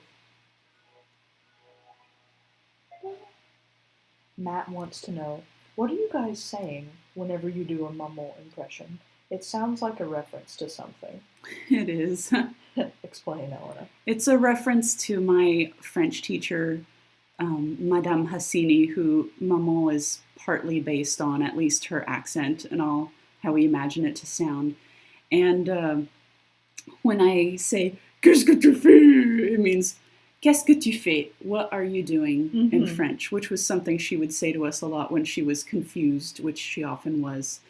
There was also a kid in our class named Mazim, who was from Sudan, I believe. But he was kind of the class troublemaker / clown, and whenever anything went wrong, one time we were watching Amélie in French class, and there's a sex scene in that movie that she wanted to skip. But because she is completely incompetent, she just kept rewinding it, and we watched the sex scene about 7 times. And every time she would go, "Oh, Mazine! Qu'est-ce que tu fais?" And he'd be like, "Madame, you're holding the remote." And she'd be like, "Oh!" And just rewind it again. So that's where that voice comes from. Tell them about there's no sex in this room. Well, you just ruined it. But like, she was also my homeroom teacher, and we had our head of year come in sometimes, and he would try to be all profound and ask us these deep questions to think about at the beginning of the day. And one day he came in and he asked us something like, "Are angels male or female?" or something like that. I don't even know. And Madame Hassini, what she wanted to say was, "Everyone in my homeroom is an angel and gender doesn't matter." But what she said was, "There's no sex in this room!" And Mr. Ford, who was a very proper balding British man, said, "Well, I should hope not."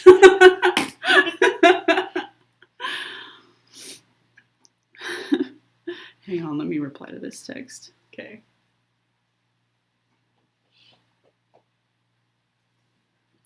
You know, Sabine is infinitely more put together than Madame Hassini. Yeah. But Madame Hassini's voice lives on in memory. What was another Madame Hassini story? Oh, so one time, David also had the pleasure of having Madame Hassini, and one time they were doing something in the computer lab, and when everyone left, David, being, David, decided to put all the chairs away because everybody had left them all over the room, and, he can't stand that. And Madame Hassini saw him doing this, and it enraged her, not at him, but that everybody else had left their chairs in such disarray that he felt the need to clean it. And when she came back to the class, she furiously closed the door and pointed to David and said, "He put on the chair!" And nobody knew what that meant. But what she was trying to say was, "You left all the chairs for poor David to put away." "He put on the chair." And another time, I asked her, we were about to go to Paris, and I asked her, "Hey, Madame Hassini, is there anywhere you would recommend to go in Paris? Because I'm sure you've been there several times, might have some good suggestions." And she thought, and then she said, "Ooh, go to Disney." I was like, okay. Go to Disney. Thanks for the suggestion. She sounds wonderful. She is. I miss her tremendously. Also, there's another funny story, but both of my French teachers at VIS were real characters in almost opposite ways. So Madame Hassini was, how I've said, very, all over the place and very dramatic. And then I had Madame Cavijoli, who was this very, even physically, she was the opposite of Madame Hassini. Madame Hassini kind of looked like Maman in that she was,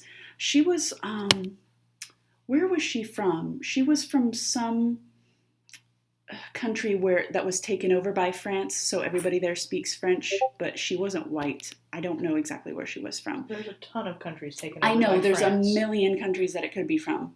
I think it's somewhere in Upper Africa.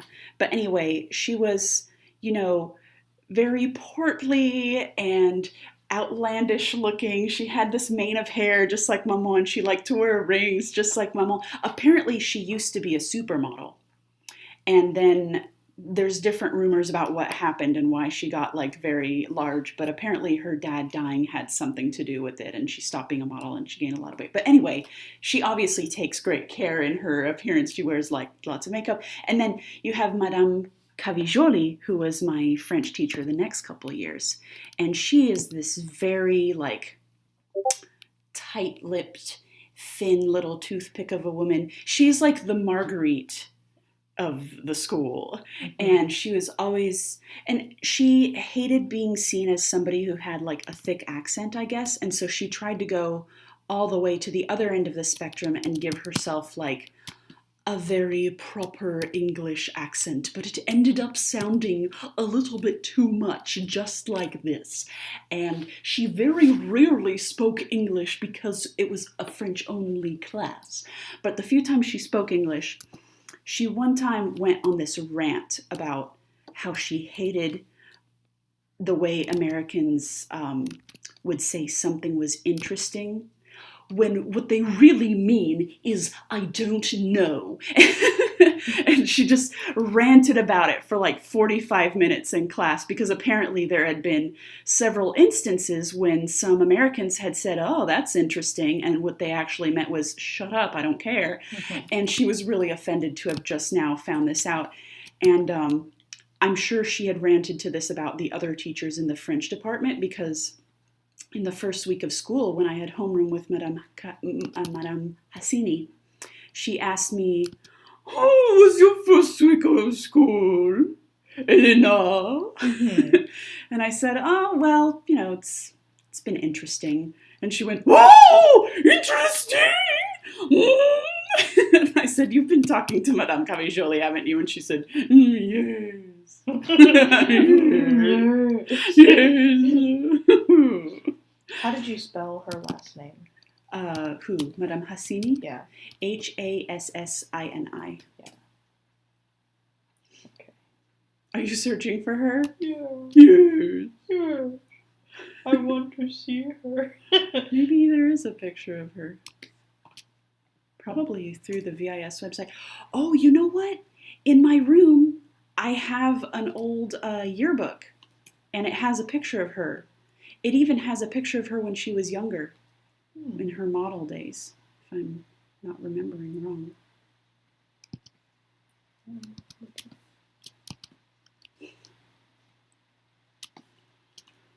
I'm glad people like like my interpretation. Whoa.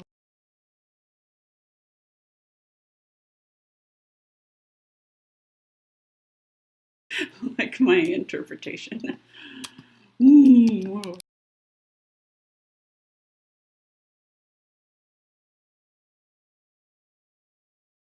Like my interpretation. Whoa.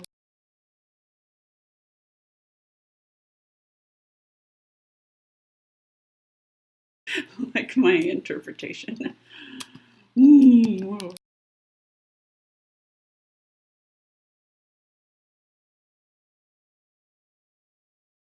Like my interpretation. Whoa, yes.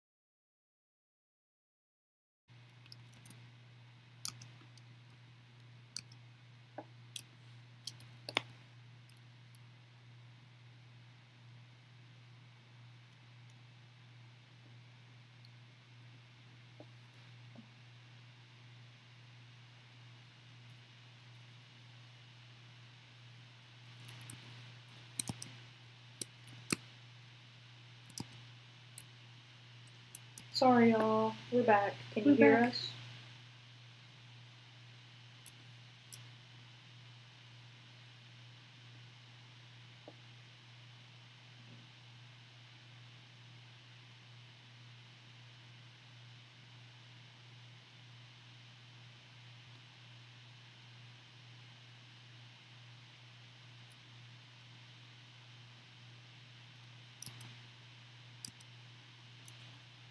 Can you hear us?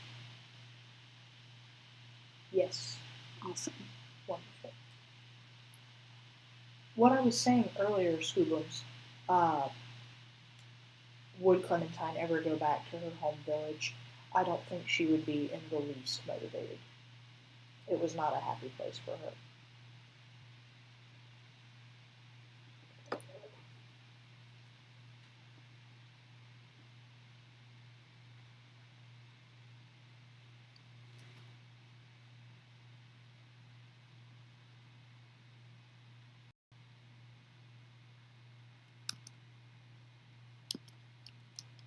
You know, for just winging it, I've done a pretty good job on this water. Mm-hmm. I don't even know what I'm doing.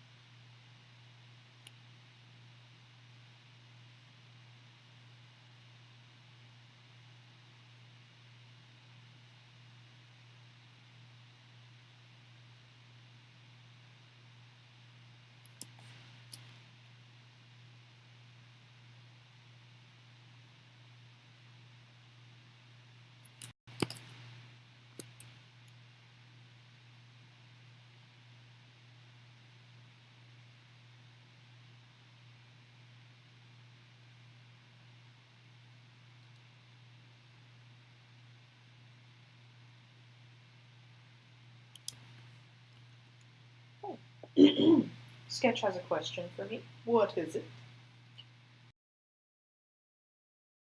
Please go for it. Oh, hi, Sarah. Hey, Sarah. Coming to you live from Singapore. Woo.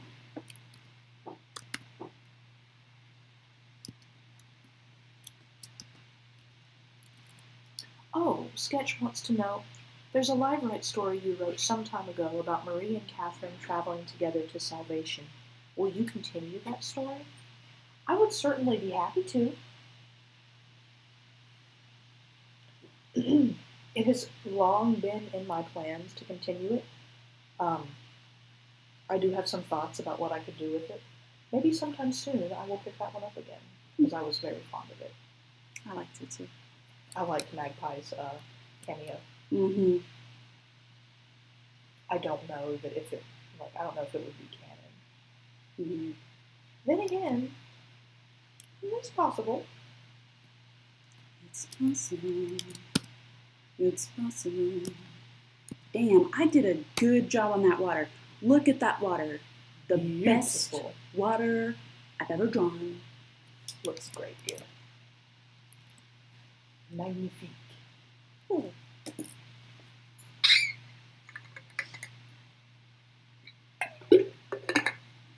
Was it when I was with you in Iceland, or was I with Ryan when I rescued the French woman's scarf?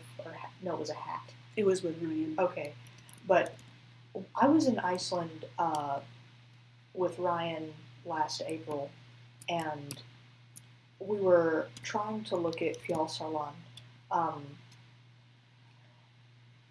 and the wind was so intense that it blew off the hat of this lady who was walking near us, and it went kind of down an incline, and I scrabbled after it, and she chased me because she thought I was going to fall and get hurt, and it wasn't that steep of an incline, and I went after her hat, and she kept tugging at my coat like, oh, no, no, no, no, no, no, no, no, no, no, no, no, no, no, and I got her hat and gave it back to her, and she was so grateful, and she kept thanking me in French, and I was like, yeah, you're welcome.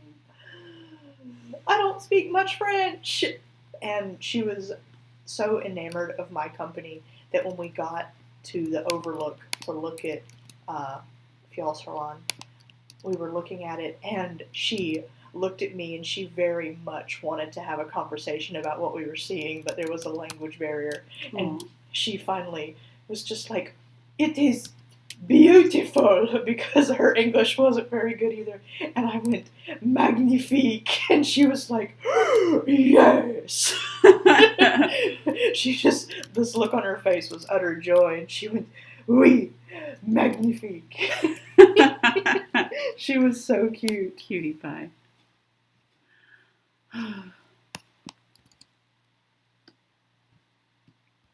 What is it that keeps squeaking? Huh? Oh, someone in the chat asked, it sounds like a water bottle. I think it's Ash's water bottle. It's my water bottle. Oh yeah, it's Elena's. This one? Stop. Cast it into the fire. Destroy it.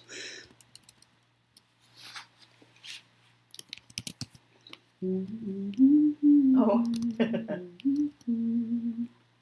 Laura's referencing when she was here last time and we all went to the quarry, and I wanted to jump off the really high ledge, but I had the eye infection, the really painful one. And Laura's like, Elena and I were all, Ash, no! I recall this. My eye hurts right now. What the hell? Can I stop having all these ailments like the week before you get here? Maybe Laura summons these for you. No. Why is it always when she comes you get these? Maybe when you're too excited you get eye infections now. I think it's more likely that it was all the flying and stuff. And I did also just get a haircut, which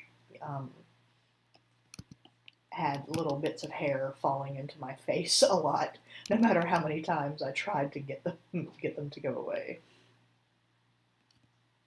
Your new hair looks so good. Thank you. So good.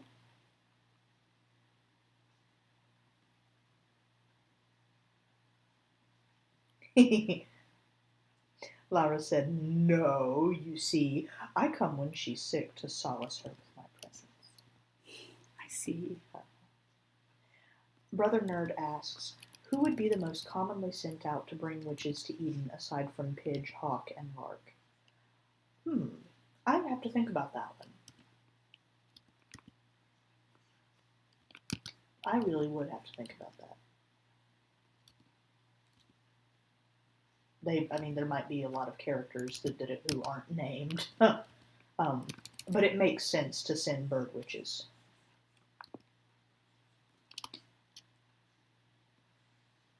Magpie would have been a big recruiter. Who could say no to Magpie? Really,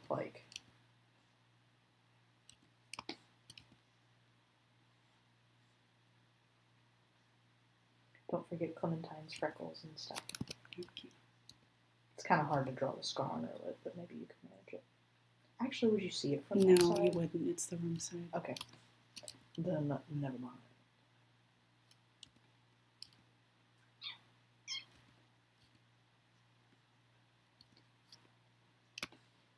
Matt says, shading is probably my favorite part of the live draws. I'd just do a slightly transparent gray, but this is beautiful. Thank you. I never ever use gray. I think When you can use pink, why not? Oh, Laura says, hey Ellen, a question. At this point in the process, if you decide to change something, like move Gabby's arm, is there a quick way to do it with all those layers, or do you have to start from the bottom up, changing each layer, and it's hell? I would want to die. No. Do you see all these layers? 1, 2, 3, 4, 5, 6, 7, 8, 9, 10, 11 layers. I would have to change every part that was changed from her hand movement on all of those. And it would be a pain in the ass. So please, if you have found that she has her hand in the wrong place or she's got a left hand where her right hand should be, just don't tell me. Just let me think I did it okay. She doesn't have an eyebrow. That is something I can fix. I was wondering what was off about her face. Me too. I was like, oh, wow, now it all comes together. Woo. That's much better. There we go. That is much, much better. Laura said, so Elena, that would be your bad place. Yes, it would. No, I think Elena's bad place. Well, Laura, I will tell you when you're here in person. Ash is really good at making my bad place, so she can teach you. No, I'm kidding, Ash. I'm just saying for doing art, don't cry. I don't mean in general. I mean when you say, hey, let's change her outfit here. Or actually, I think that she's supposed to have this thing on that side. Can you redraw it? And I'll be like, having just put the last finishing touch on the top layer. This is not a constant thing. But when you work for somebody with years and years. Anyway, what were you going to say? What is my bad place according to you? Don't worry about it. Alex says, hey Ash, did you ever get my comment about how Twitch is free? It just takes a percentage of your donations. I had to leave the stream for a bit. I did not see that, but thank you for telling us. Oh, Seffi's here. Hi, Seffi. Seffi.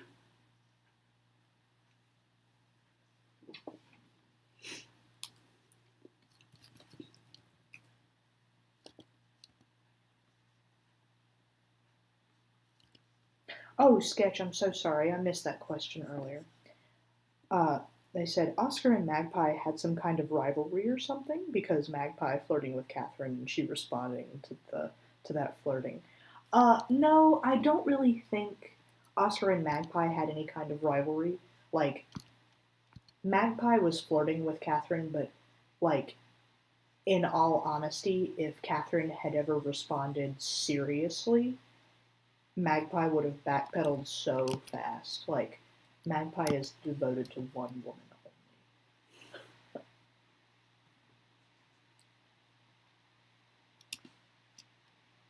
only. Magpie's like, dude, I was kidding. I only date women who are at least 30 years older than me.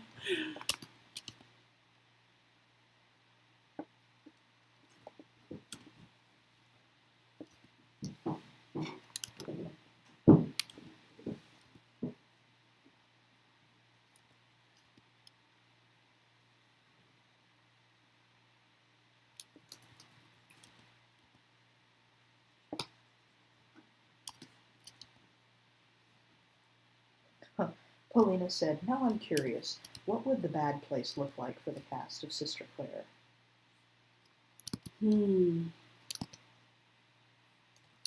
Well, I'm not sure what would be in Claire's bad place, but I know there would be no cats there. I think so many of the characters have already experienced their own personal bad place. Yeah, Oh, I just had this really sad thought. Gabby's still in it. It's getting better. Yeah, it is all the time, but still. Something that I would really like to address at some point is, Oscar and Catherine are fundamentally good people. And coming up pretty soon, y'all are going to find out about the infamous thing and find out what happened to make the Mercy Abbey the way it was, to the thing that disrupted the way it is in earlier missing moments versus how it is when you start seeing it from Claire's perspective when the comic starts. Like, that's coming up pretty soon. And you'll find out that they were under quite a lot of stress, Oscar and Catherine. You already know that. Like, they're refugees from a city that died, and it was really, really hard for them to start over. But the way Gabby was treated throughout all of it was also really bad. And I'm not saying all the blame should fall on Oscar and Catherine, but I think probably Gabby has never really confronted them about it, for fear that if she did, she would have driven them away entirely. And they're some of the only people she's got left. And when you consider the kind of limitations that bind her, like, she can't really leave her grotto unless she is summoned. She can't, like, it's really difficult for her. And she mentions on multiple occasions, not only in the missing moments, but in the comic, that Catherine almost never talks to her. Now, how shitty is that? Someone you've known for the majority of your life, like, who is one of your only windows to the outside world, barely talks to you. And I'm not saying that Catherine doesn't have her reasons. I'm not saying that the situation isn't super precarious, but I think it would be very interesting, and I am looking forward to exploring Gabby's perspective on that. She's obviously not, so bitter she's a shriveled little raisin, but I'm sure that if asked, she wouldn't be super happy about it either. You have to wonder what that does to someone's self-worth.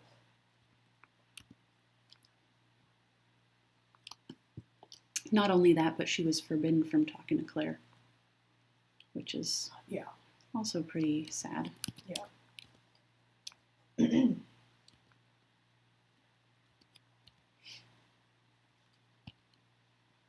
When you all find out more about the plan, I think you will be very upset on Gabby's behalf.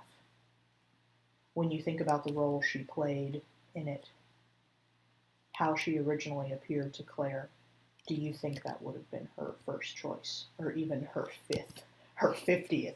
Like,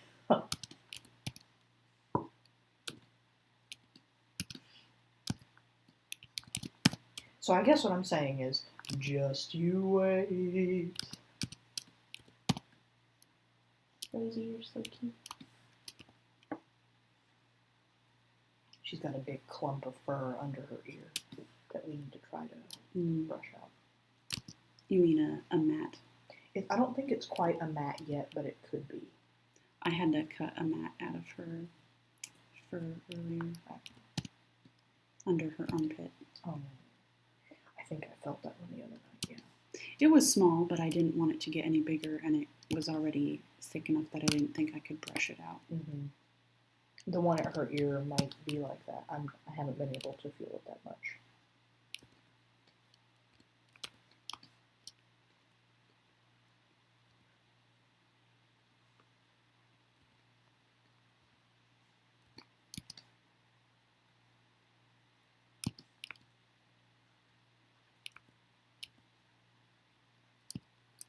Why didn't I just message Meg on Tumblr? She's always there. She may well say no. Yeah, she might.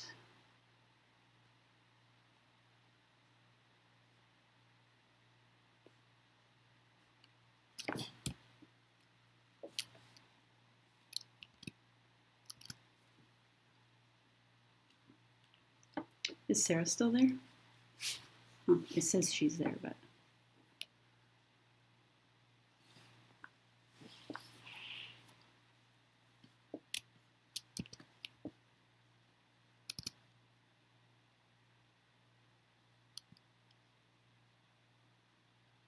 I hear her. Sketch said, by the way, Catherine is a very jealous woman. You wrote about it once. Has Oscar ever felt jealous of some suitor that Catherine may have had? I'm sure that if anyone made eyes at Catherine, and if anyone made eyes at Catherine and Catherine didn't react, I'm sure Oscar would just be kind of like, ugh.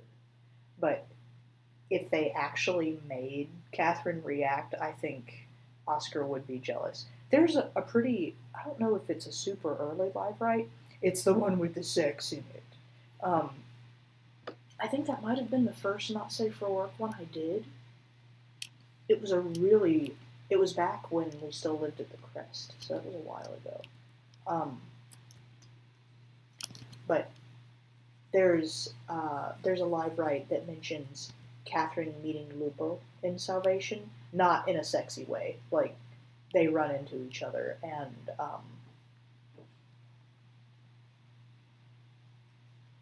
they are friendly. And later, Catherine, when she comes back to the room she's sharing with Oscar at an inn, she kind of teases Oscar about it, saying that she had breakfast with a man, a very handsome man, or a cute man, something like that. And Oscar pretends to be very scandalized.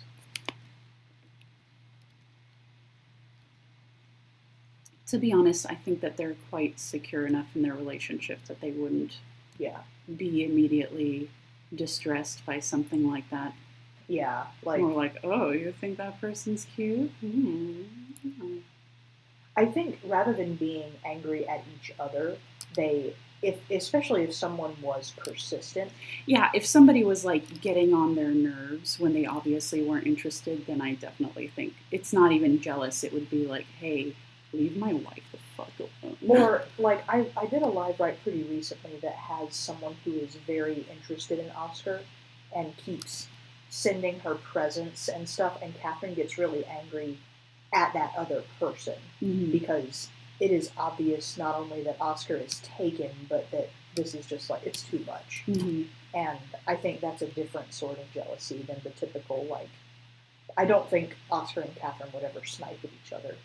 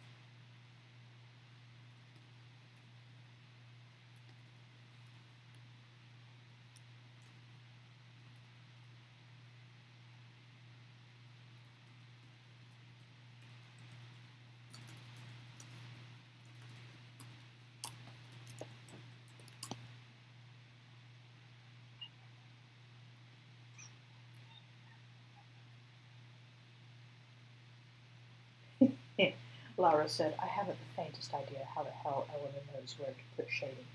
I mean, years of practice, but damn. To be honest, I'm kind of pulling this out of my ass. Like, I'm just going, it's a rock. I can put shading wherever the hell I want. Like, there we go. Oh, Sarah asks, when Catherine and Oscar and Magpie were flirting, who initiated that? Magpie, yeah. The thing is, Oscar often comes across as quite shy, but when she's in a group of her, like, when she's not having to be the equivalent of, like, the oldest slash most responsible one in the group, she goes from being scandalized to very easily playing along. Especially if there aren't like other, I'm doing this in quotations, I know y'all can't see me, so you have to imagine, if there aren't other adults around, like teenage Oscar would have been an incredible flirt, like among her friends.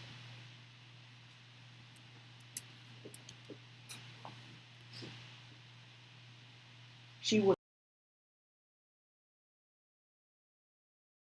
have been very bad at it at first.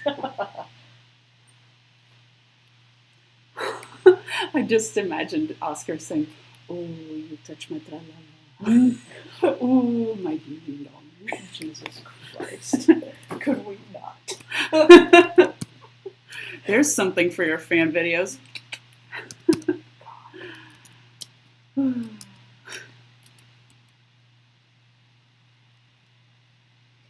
Benicula says, heck, I seem to recall some nib flirting, or at least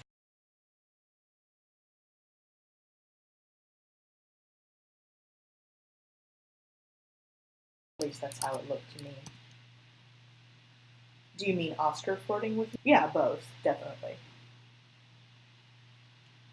Oh, it went out again.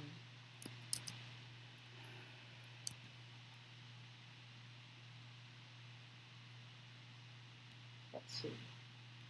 It seems to be still working for me. Yeah, it seems to work for me too.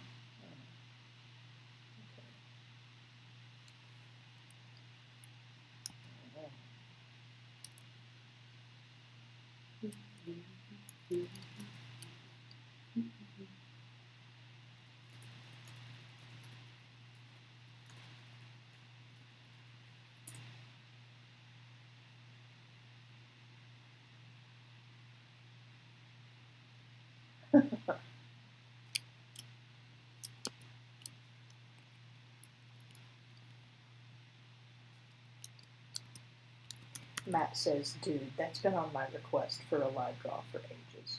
What, Nib and Oscar?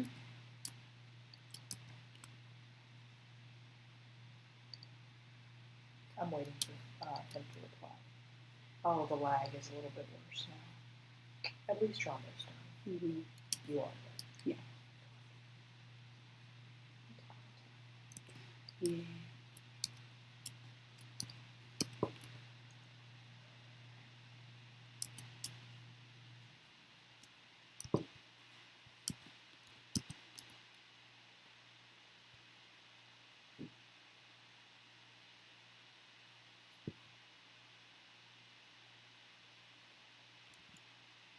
Oh, Matt said my request was for Catherine trying not to laugh while Oscar gives her fencing lessons.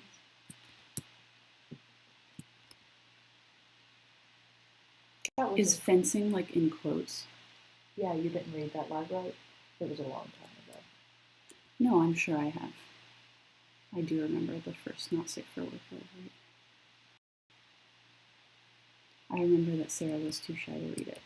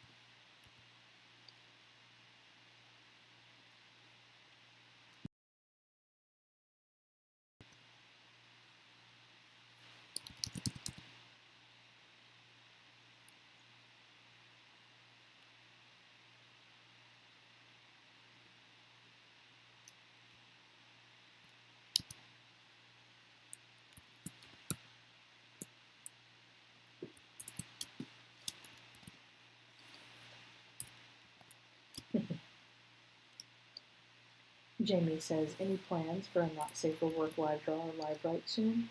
Hopefully on a day I can make it. I'm sure we will schedule one very soon.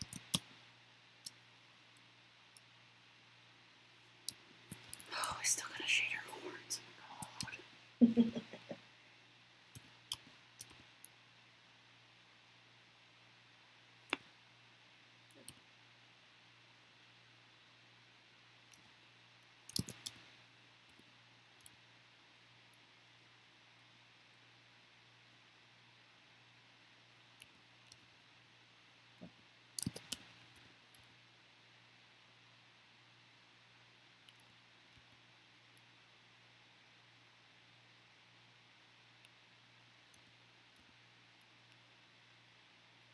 Oh, wow.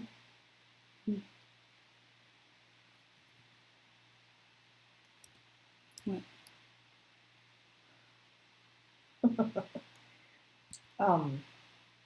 There's this thing, like this Time magazine thing. Find out what your name would be if you were born today. Like, it takes how popular your name was in your birth year and shifts it to today. And I searched for Ash, and it came up less than 5 times for girls. So, wow, that's neat. And I searched for Ashley, though that's not my name. Ashley was the second most popular girl's name in 1987. Your name today would be Olivia. Ooh, that's a nice name, though. You're not an Olivia, though. You don't look like an Olivia. No, I'm going to try my actual name. I'll bet no one else was named that. Wow. Yeah, it's not there. What about Elena? That's probably not there either. Well, I don't know. Elena might be there. Elena Barbridge is not. I've searched. I'm the only Elena Barbridge in the U.S.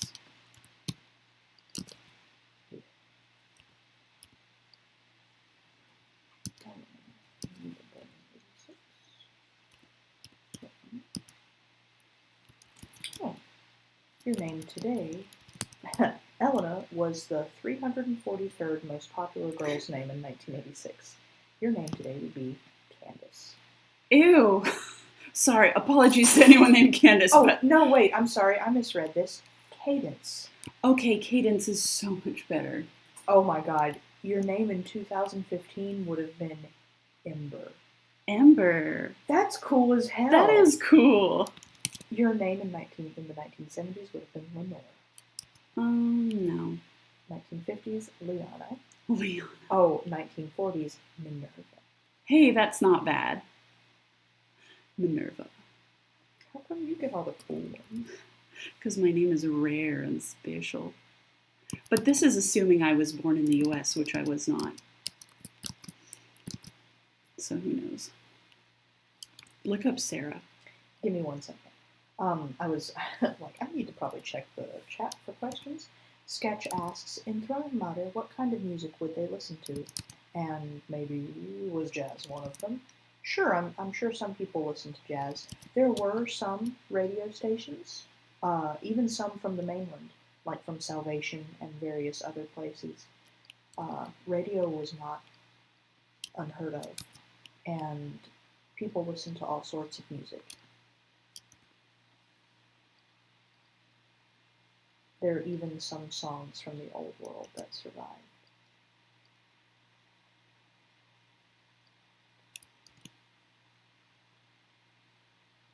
Yeah, if people want to try out this site thing, I have linked it in the chat.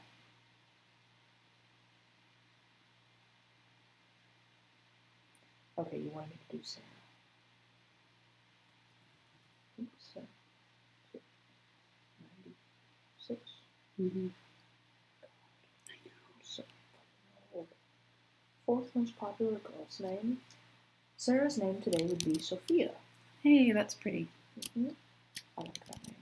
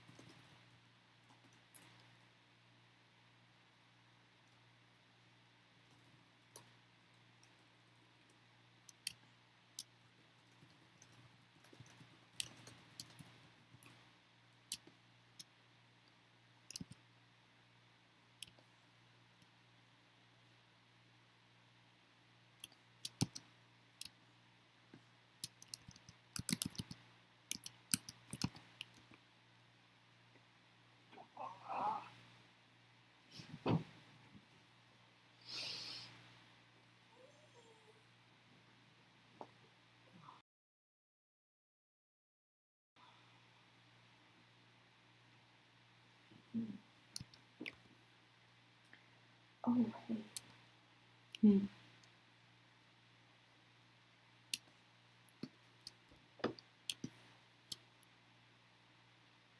Is one of Clementine's horns supposed to be broken? No. Yeah, because Gabby. You know what? This is a fantasy AU. You know what? You just don't want to delete one of the horns. No. Okay. Grew it back. In all honesty, it probably did. So I think that's fine, honestly. Don't forget the flip. Alright.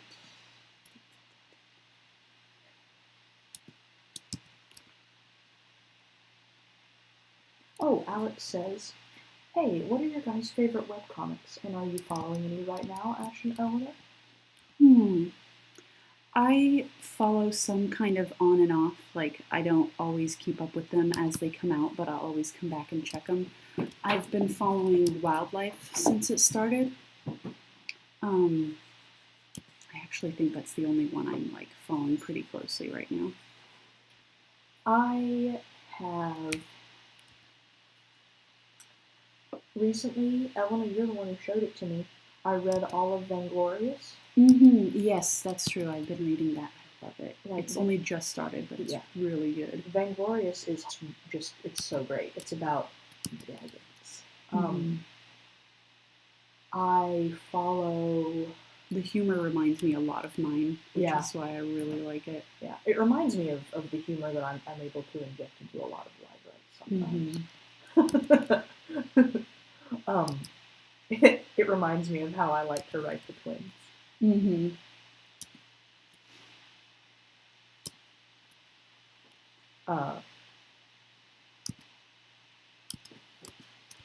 thinking. I also read Wildlife, and I like it. I haven't read it in a little while, though. Just started a new chapter. I think I'm a few chapters behind. I need to catch up, but I'll definitely toss my hat into the ring for that one. I really, really, really like Daughter of the Lilies. I just reread all of that one today. And I have to say, as someone who saw a lot of the artist's notes and like saw how she was planning to do her story and some of like her character and world building, having seen that and having seen what she did ultimately, having gotten feedback about certain concepts, I'm being vague on purpose. She has really done an excellent job. Like, Daughter of the Lilies is a great story. The art is beautiful. She has an excellent colorist, Yoko Weaver.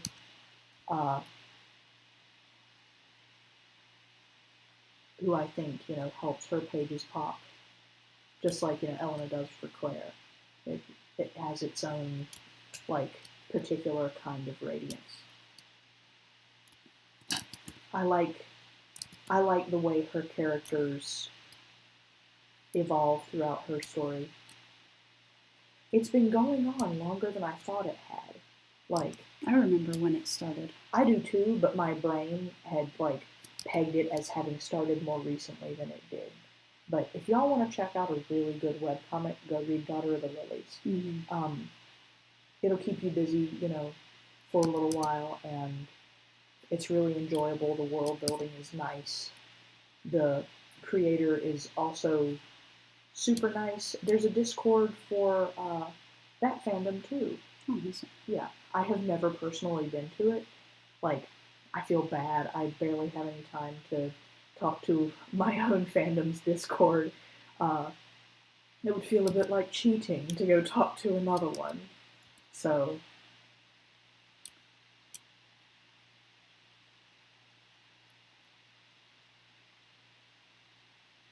what else?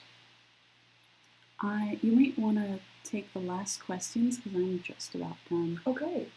Yeah.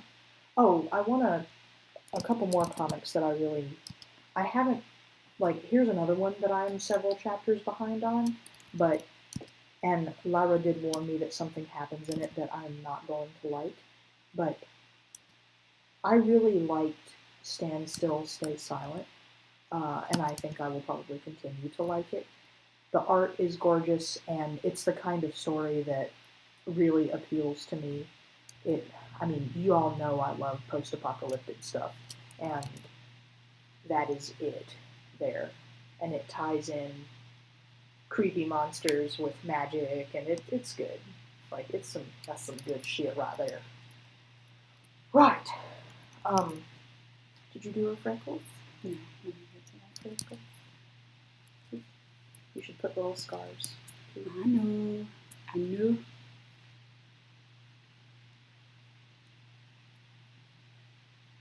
Alex recommends a comic called White Noise.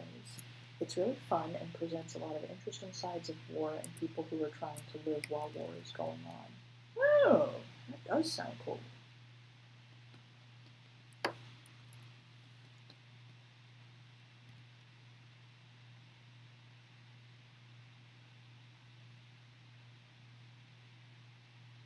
I'm sure there are other comics that I read.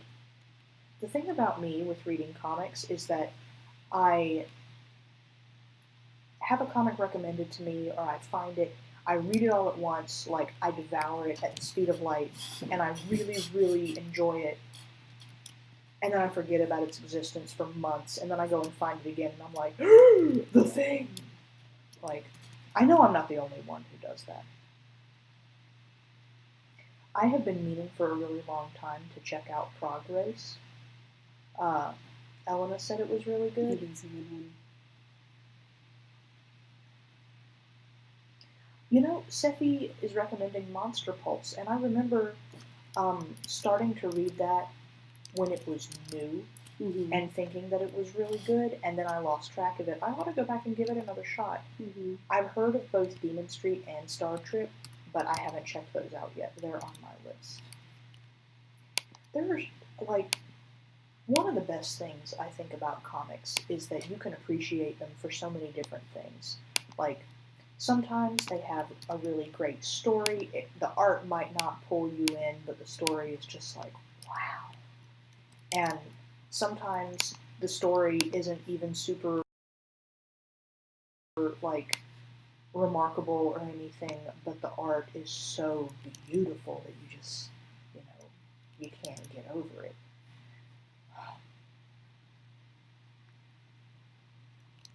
Sometimes the way the creators interact with their fans is enough to keep you wanting to see how they're doing, So when you think about, especially when you're a storyteller yourself, you see someone, I've mentioned Daughter of the Lilies already. When you see someone like Meg Siv, who makes a big effort to talk to her fans and really does listen when an issue comes up or something, it makes you think about that person, and you think, fellow storyteller who really does want to try to be the best kind of storyteller that they can be. It makes you want to make sure they're okay and to see what kind of work they're continuing to put out as time goes by. I think we should say goodnight. Yes. Thank you so much for coming, everyone. It's been really fun. Hang on, I just realized one last thing that I messed up.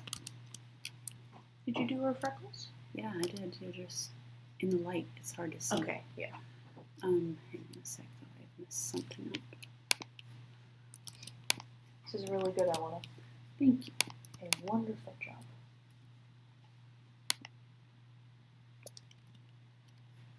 Now it's done.